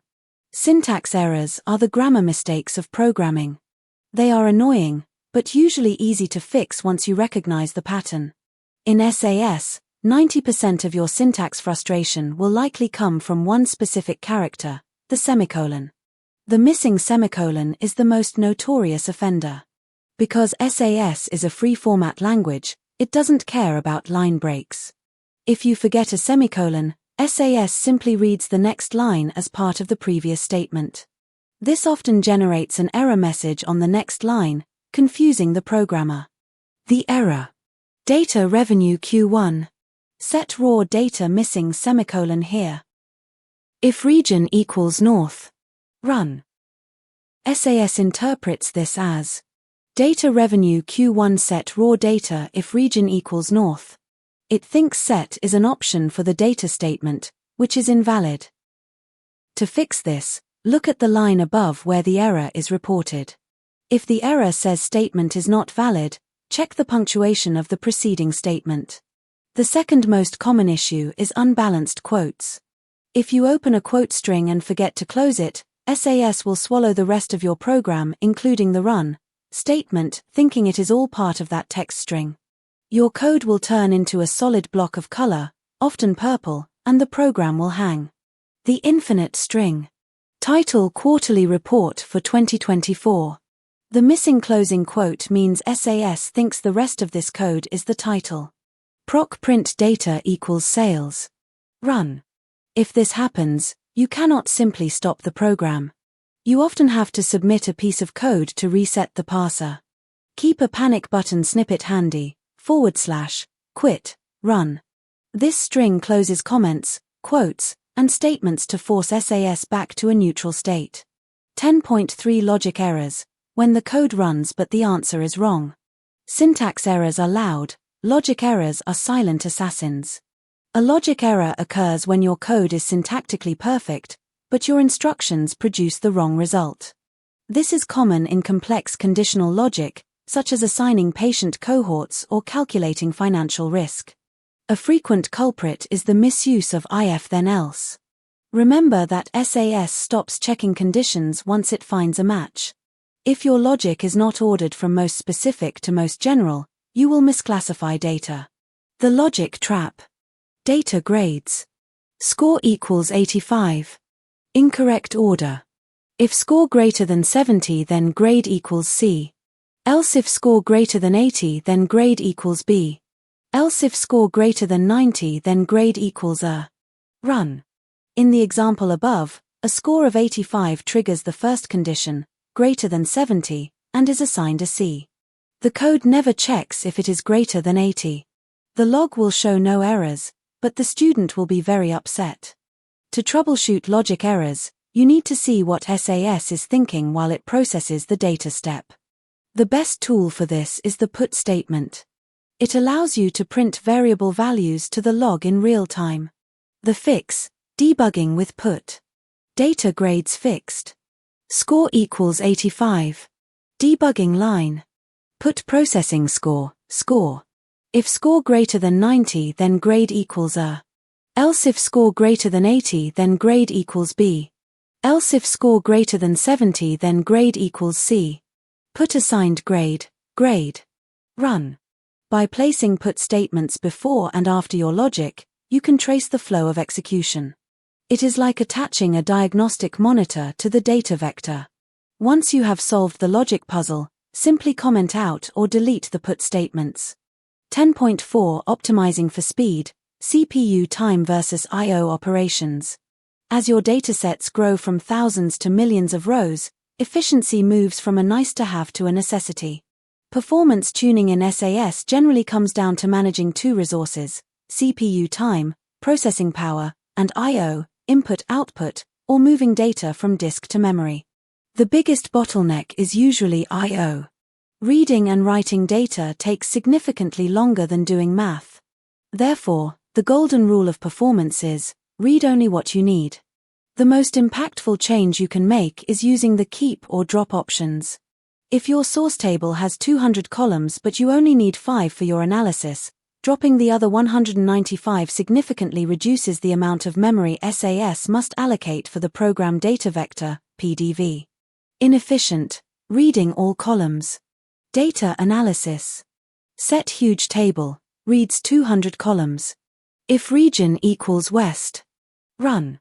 Optimized, reading only necessary columns. Data analysis. Set huge table, keep equals ID date sales region, reads 4 columns. If region equals west. Run. Another critical distinction is where versus if. While they often produce the same result, they work differently. Where filters observations before they are loaded into the PDV. If loads the observation into memory and then decides whether to keep it. Use where whenever you are filtering on variables that exist in the input dataset. It reduces I/O overhead. Use if only when you need to filter based on a new variable you created within that specific data step. Figure, AI-generated diagram comparing where vs if processing. The where clause acts as a gatekeeper at the disk level, while the if statement acts as a bouncer inside the memory club. Finally, consider the fulltimer system option. By running options fulltimer, SAS will provide detailed performance statistics in the log, helping you identify exactly which steps are hogging resources. 10.5 Best Practices for Readable and Maintainable Code. We end this chapter with a plea for your future self. In 6 months, you will likely have to update the code you are writing today. If that code is a messy block of unindented text with cryptic variable names, you will waste hours trying to decipher your own logic. Indentation is not optional. It visualizes the hierarchy of your logic. Everything inside a data step or PROC block should be indented. Everything inside a DO loop should be indented further. This visual structure allows your eyes to scan the code and instantly understand the flow. Comment usage separates coders from developers. You do not need to comment on obvious things, e.g., sorting the data PROC sort. Instead, comment on the why. Explain business rules, why a specific filter was applied, or the origin of a magic number. Poor commenting. X equals x 1.2, multiply by 1.2. Professional commenting. Adjusting 2023 revenue projections for estimated 20% inflation rate. Proj rev equals actual rev 1.2. Consistent naming conventions are the final pillar of maintainability. Stick to a standard, such as snake case, e.g., patient ID, visit date, or camel case. Avoid vague names like var1, d1, or data2. Descriptive names make your code self-documenting. Writing clean code is an act of empathy for your colleagues who might inherit your work, and for yourself when you inevitably return to it. A clean program is easier to debug, faster to tune, and safer to deploy. Chapter 11, SAS in the Real World. Sections. Section 11.1, Clinical Standards, a primer on CDISC for biostatisticians. Section 11.2, Business Intelligence, automating monthly dashboards. Section 11.3, Data validation techniques for regulatory compliance. Section 11.4, Collaborative coding and version control. Section 11.5, Transitioning from ad hoc analysis to production systems. We have covered a lot of ground together. You have learned the syntax, mastered the data step, automated your logic with macros, and debugged the inevitable errors. In a classroom environment, that is usually where the story ends. You get your grade, and you move on. But in the professional world, clean datasets and clear instructions are rare luxuries. The real world of SAS is messy, regulated, and collaborative. It involves strict deadlines, governmental oversight, and code that needs to survive long after you have moved to a different department. This chapter is about context. It is about taking the tools you have sharpened in the previous 10 chapters and applying them to the specific, rigorous demands of industries like pharmaceuticals, finance, and healthcare. We are shifting focus from how do I write this code to how does this code fit into the larger business ecosystem. 11.1 Clinical Standards, a primer on CDISC for biostatisticians. If you are working in pharmaceuticals or clinical research, you aren't just writing SAS code, you are building a submission for regulatory bodies like the FDA. In this high-stakes environment, you cannot name your variables whatever you like. Uniformity is the goal. To ensure that data from a study in Tokyo looks exactly like data from a study in New York, the industry relies on CDISC, Clinical Data Interchange Standards Consortium. Think of CDISC as the shipping container of the data world. Before shipping containers, loading a boat was chaotic. Now, every container is the exact same size, meaning any crane in any port can handle it. CDISC does the same for clinical data. The two main pillars, SDTM and ADAM. You will primarily encounter two standards. SDTM, Study Data Tabulation Model. This is the standard for raw data. It describes what happened in the trial, e.g., a patient took a pill, a patient had a blood test. ADAM, Analysis Data Model. This is the standard for analysis. It describes the data in a way that allows for statistical testing, e.g., calculating the change from baseline. As a SAS programmer, a massive part of your job is mapping. You take raw, messy data from a hospital database and transform it into these rigid standards. Practical example, mapping lab data to SDTM. In a raw data set, a lab test might be called test name and the result value. In SDTM, these must be mapped to ELB-test and ELBOR's lab original result. Here is how you might approach a simple mapping using the data step skills from Chapter 4 and SQL skills from Chapter 7. Raw data from the vendor. Data raw labs. Input patient ID $test name $value $units $. Data lines. 101 glucose 95 mg per deciliter. 101 sodium 140 millimoles per liter. 102 glucose 110 mg per deciliter. Run. Mapping to SDTM standard variables. Data SDTM pound, keep equals usubjid ELB-test LBTSTSTAIR ELBOR's ELBORESU. Set raw labs. 1. Create unique subject ID, study plus site plus ID. Length usubjid $20. Usubjid equals catch dash study 01, site 01, patient ID. 2. Map test names to standard codes. Length LBTSTSTAIR $8 ELB-test $40. If test name equals or glucose, then do LBTSTSTAIR equals or gluc. ELB-test equals or glucose. End. Else if test name equals sodium, then do LBTSTSTAIR equals sodium. ELB-test equals sodium. End. 3. Map results.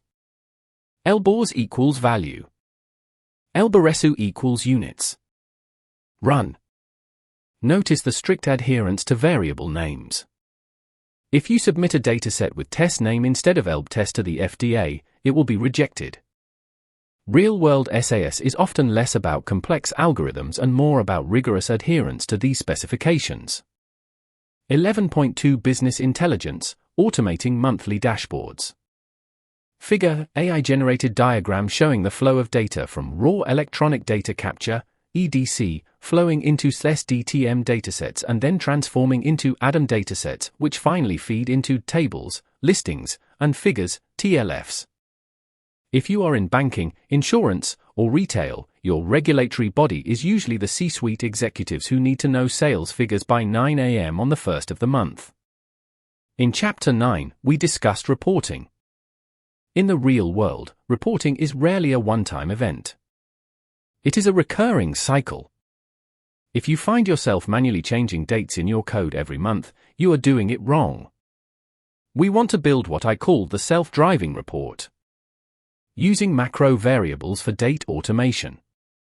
SAS stores the date the session started in a system variable called sysdate. We can use this to automatically filter data for the previous month without ever typing a specific date. Consider this scenario: you need to generate a dashboard for the previous month's transactions. Calculate the start and end of the previous month dynamically. %let current date equals %sysfunc, today. %let start previous month equals %sysfunc, int next, month, and current date, -1, b. %let n previous month equals %sysfunc, int next, month, and current date, -1, e. Format them for display in titles. %let range label equals %sysfunc, button, and start previous month, date 9. To %sysfunc, button, and end previous month, date 9. Title sales dashboard, and range label. PROC SQL data equals sales data. Filter dynamically using the calculated macro variables. Where and start previous month equals transaction date equals and end previous month. VBAR region response equals revenue stat equals sum. Run. By using the intnx, interval next, function, this code will always grab the correct data slice, whether you run it in January or July. This is the heart of business intelligence automation. Write it once, schedule it, and let SAS handle the calendar math. 11.3 Data validation techniques for regulatory compliance. In the real world, getting the code to run without errors, Chapter 10, is only half the battle. The code must also be correct. In regulated industries, we do not trust our own eyes, we verify everything programmatically. The gold standard for this is double programming. This involves two programmers writing separate code to solve the same problem and then comparing their final datasets. If the datasets match perfectly, the logic is deemed correct. The judge and jury, PROC compare. PROC compare is perhaps the most underappreciated procedure in SAS. It compares two datasets observation by observation, variable by variable, and reports any discrepancies. Programmer A's final dataset. Data production. Input ID score. Data lines.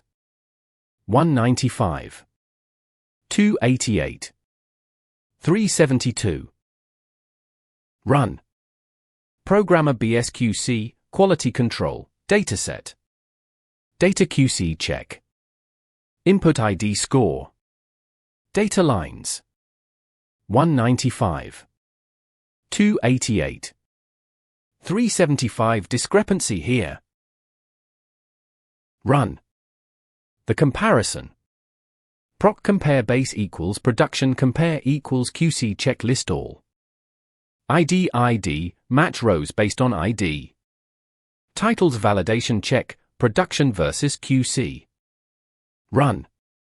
When you run this, SAS will produce a report explicitly stating value of score differs at observation 3. In a production environment, you should never assume your complex merge worked as intended. Run a PROC compare against a trusted source or a logic check. It is better to catch your own mistake in the log than to explain it to a client later. 11 point for collaborative coding and version control.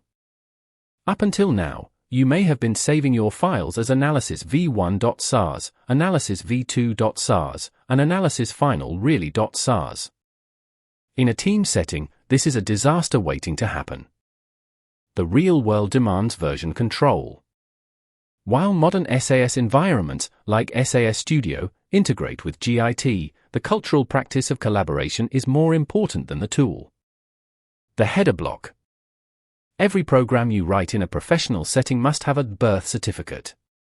This is a comment block at the very top of the script. It tells your colleagues, and your future self, what is going on.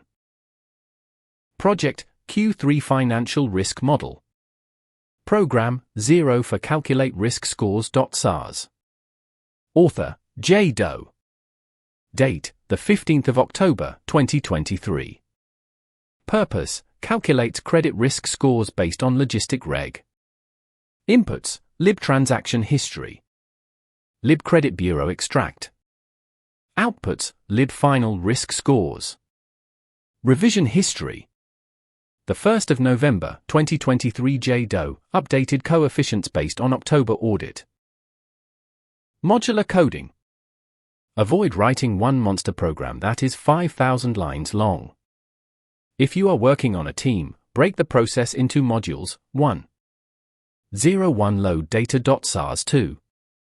02 clean data.sars 3. 03analysis.sars. This allows teammate A to fix the cleaning logic while teammate B refines the analysis, without overwriting each other's work. 11.5 Transitioning from ad hoc analysis to production systems. Figure, AI-generated diagram illustrating a master program calling 3 separate SAS scripts via %include statements, showing how modular code is structured.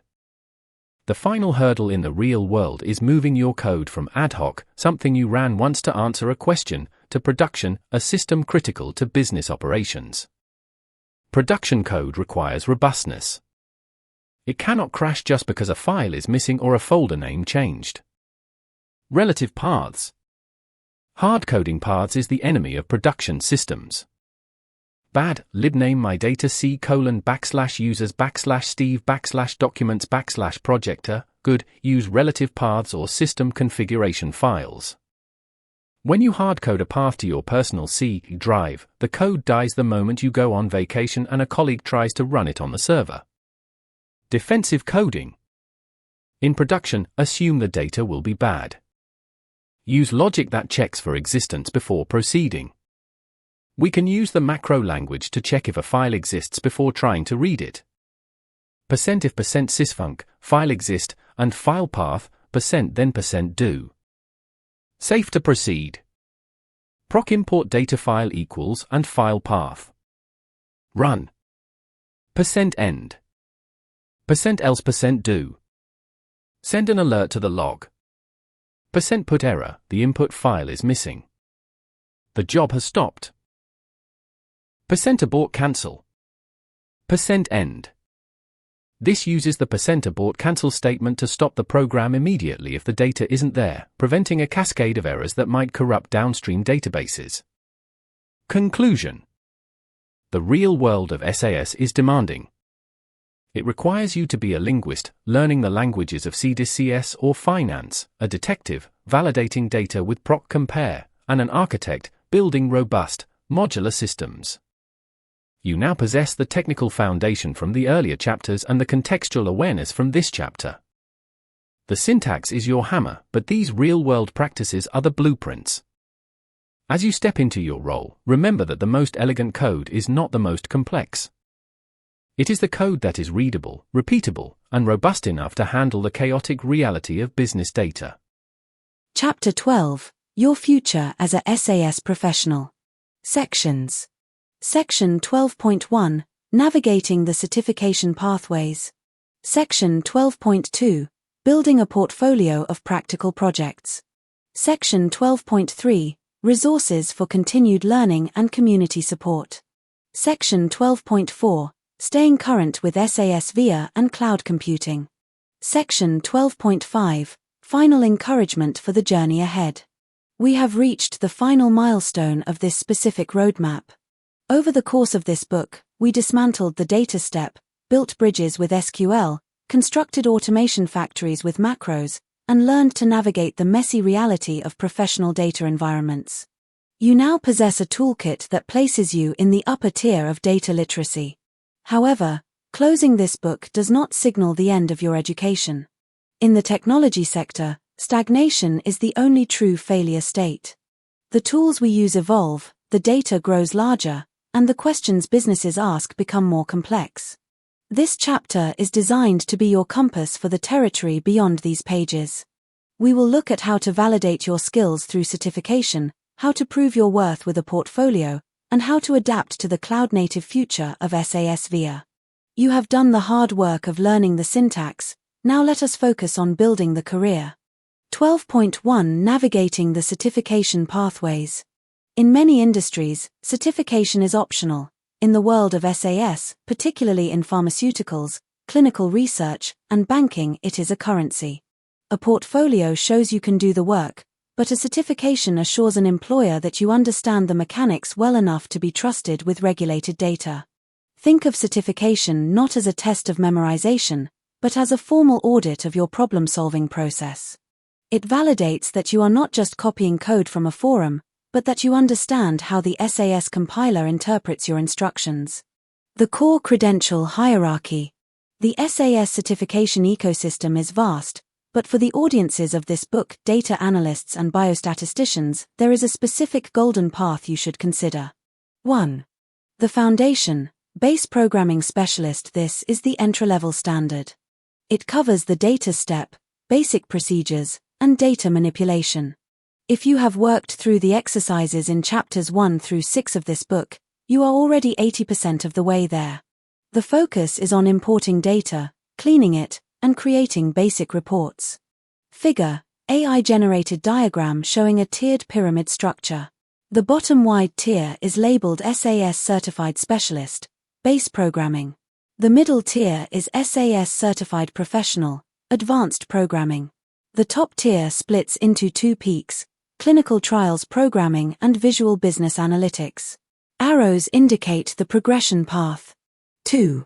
The next level, Advanced Programming Professional. This credential combines the power of PROC SQL, Chapter 7, and the Macro Facility, Chapter 8. Employers value this highly because it signals efficiency. It tells a hiring manager that you can write dynamic code that adapts to changing data without constant manual intervention. 3. The industry specifics, clinical trials and biostatistics. For those entering the pharmaceutical space, the Clinical Trials Programming certification is the gold standard. It tests your ability to map raw data to CDISC standards, SDTM and ADAM. It requires not just coding skill, but an understanding of the regulatory environment discussed in Chapter 11. Strategies for exam success. The exams are practical and performance-based. You will not answer multiple choice questions about syntax. You will be given a virtual SAS environment, a dataset, and a task to solve. Practice debugging logic errors. The exams often present scenarios where things go wrong, and you must identify why. Revisit Chapter 10 on troubleshooting. The ability to read the log is often the difference between passing and failing. 12.2 Building a portfolio of practical projects. A common paradox for new SAS professionals is the experience gap. Employers want to see past work, but SAS is proprietary software often used on confidential data. You cannot simply upload your company's proprietary credit risk model to GitHub. You must build a shadow portfolio. This involves using public datasets to simulate real-world business problems.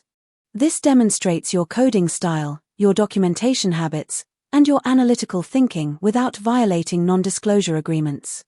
Leveraging SAS on demand for academics. You do not need an expensive corporate license to build a portfolio. SAS On Demand for Academics, ODA, provides free access to the SAS Studio environment via the cloud. It is fully functional and perfect for personal projects. Structuring a case study. Figure, AI-generated diagram showing a project workflow visual. Step 1 icon, public data source, GovHealth. Step 2 icon, SAS Studio, ODA. Step 3 icon, cleaned data and logs. Step 4 icon, GitHub repository. Detailed callouts show code snippets moving between steps. Do not just post a .sars file with zero context. A portfolio piece should tell a story. Structure your repository like a consulting report. The problem: analyze 10 years of traffic data to identify accident hotspots. The method: used PROC import for CSV ingestion, data step for cleaning, and PROC sqplot for visualization. The code: clean, commented code using the macro variables and SQL joins we practiced. The result: a PDF or HTML report generated by ODS, Output Delivery System. Here is an example of how to introduce a project in your README file to make it attractive to recruiters. Project: Hospital Readmission Analysis. Objective: identify key drivers of 30-day readmission rates using public health data. Key techniques: macro logic to loop through 50 separate state files. PROC SQL to merge demographic data with claims data. ODS Excel to produce a multi-sheet dashboard for stakeholders. By framing the code within a business context, you prove that you are an analyst first and a coder second. 12.3 Resources for continued learning and community support. The syntax creates the structure, but the community provides the solution. SAS has one of the oldest and most dedicated user bases in the technology world. When you hit a wall and you will, knowing where to look is as important as knowing how to code. Lex Jansen, the Library of Alexandria. If you take only one resource away from this chapter, let it be lexjansen.com. This is an indexed repository of almost every paper presented at SAS global forums and regional user groups over the last several decades. If you are trying to figure out how to calculate a moving average in PROC SQL or how to generate Kaplan-Meier plots, someone has likely written a white paper on it. These papers often provide better, more contextual examples than the official documentation. SAS support communities. The official forums are monitored by SAS staff and super users. When posting here, follow the etiquette we learned in the troubleshooting chapter. Provide your log, provide sample data, and show what you have tried. The community is incredibly helpful to those who show effort. 12.4 Staying current with SAS VIA and cloud computing. Throughout this book, we have largely focused on what is known as SAS 9 architecture, the classic engine that runs on a server or your local machine. However, the future of the platform is SAS VIA. VIA is the cloud-native, modern iteration of SAS. It is designed to run in distributed environments, like Amazon AWS or Microsoft Azure, and process massive data in memory. While the logic remains the same, the execution engine changes from the compute server to CAS, Cloud Analytic Services. The polyglot future. One of the most exciting features of VIA is its openness. In the past, you had to write SAS code to use the SAS engine. With VIA, you can drive the SAS analytical engine using Python, R, or REST APIs. For example, using the SWAT, scripting wrapper for analytics transfer, package, you can write Python code that executes high-performance SAS actions. Example of connecting to SAS VIA using Python. Import SWAT. Connect to the CAS server. Con equals swat.cas, cloud.server.com, 5570, user, password. Load data into memory, server-side. TBL equals con.readcsv. Run a SAS analytical action using Python syntax. Out equals tbl.summary, subset sad smiley age, salary. Print, out. Adapting your SAS code for CAS. For the traditional SAS programmer, the transition is seamless. You can still use the data step and SQL, but you will direct them to run inside the CAS server for performance. Traditional SAS 9 execution. Data work.subset. Set work.large-data. If region equals north. Run. SAS via CAS execution. The sesref option pushes the processing to the cloud engine. Data casesr.subset sesref equals my session. Set casesr.large-data. If region equals north. Run. Notice how the syntax is nearly identical. Your investment in learning the data step is safe. You are simply learning to point that logic at a more powerful engine. 12.5 Final encouragement for the journey ahead. We have covered a tremendous amount of ground. You have moved from understanding the basic anatomy of a dataset to architecting complex reporting systems. You have learned to think in sets with SQL and to automate logic with macros. You will encounter days when the code does not work. You will face data that is messy, contradictory, and frustrating. You will experience imposter syndrome, wondering if you truly belong in this field. I want to assure you that every senior architect, every lead biostatistician, and every data scientist has felt that exact same way. The difference between a novice and a professional is not that the professional makes no mistakes, it is that the professional knows how to recover from them. Keep your curiosity alive. Experiment with new procedures. Read the logs. Build things that break, fix them, and then build them better. You are now a SAS professional. The data is waiting.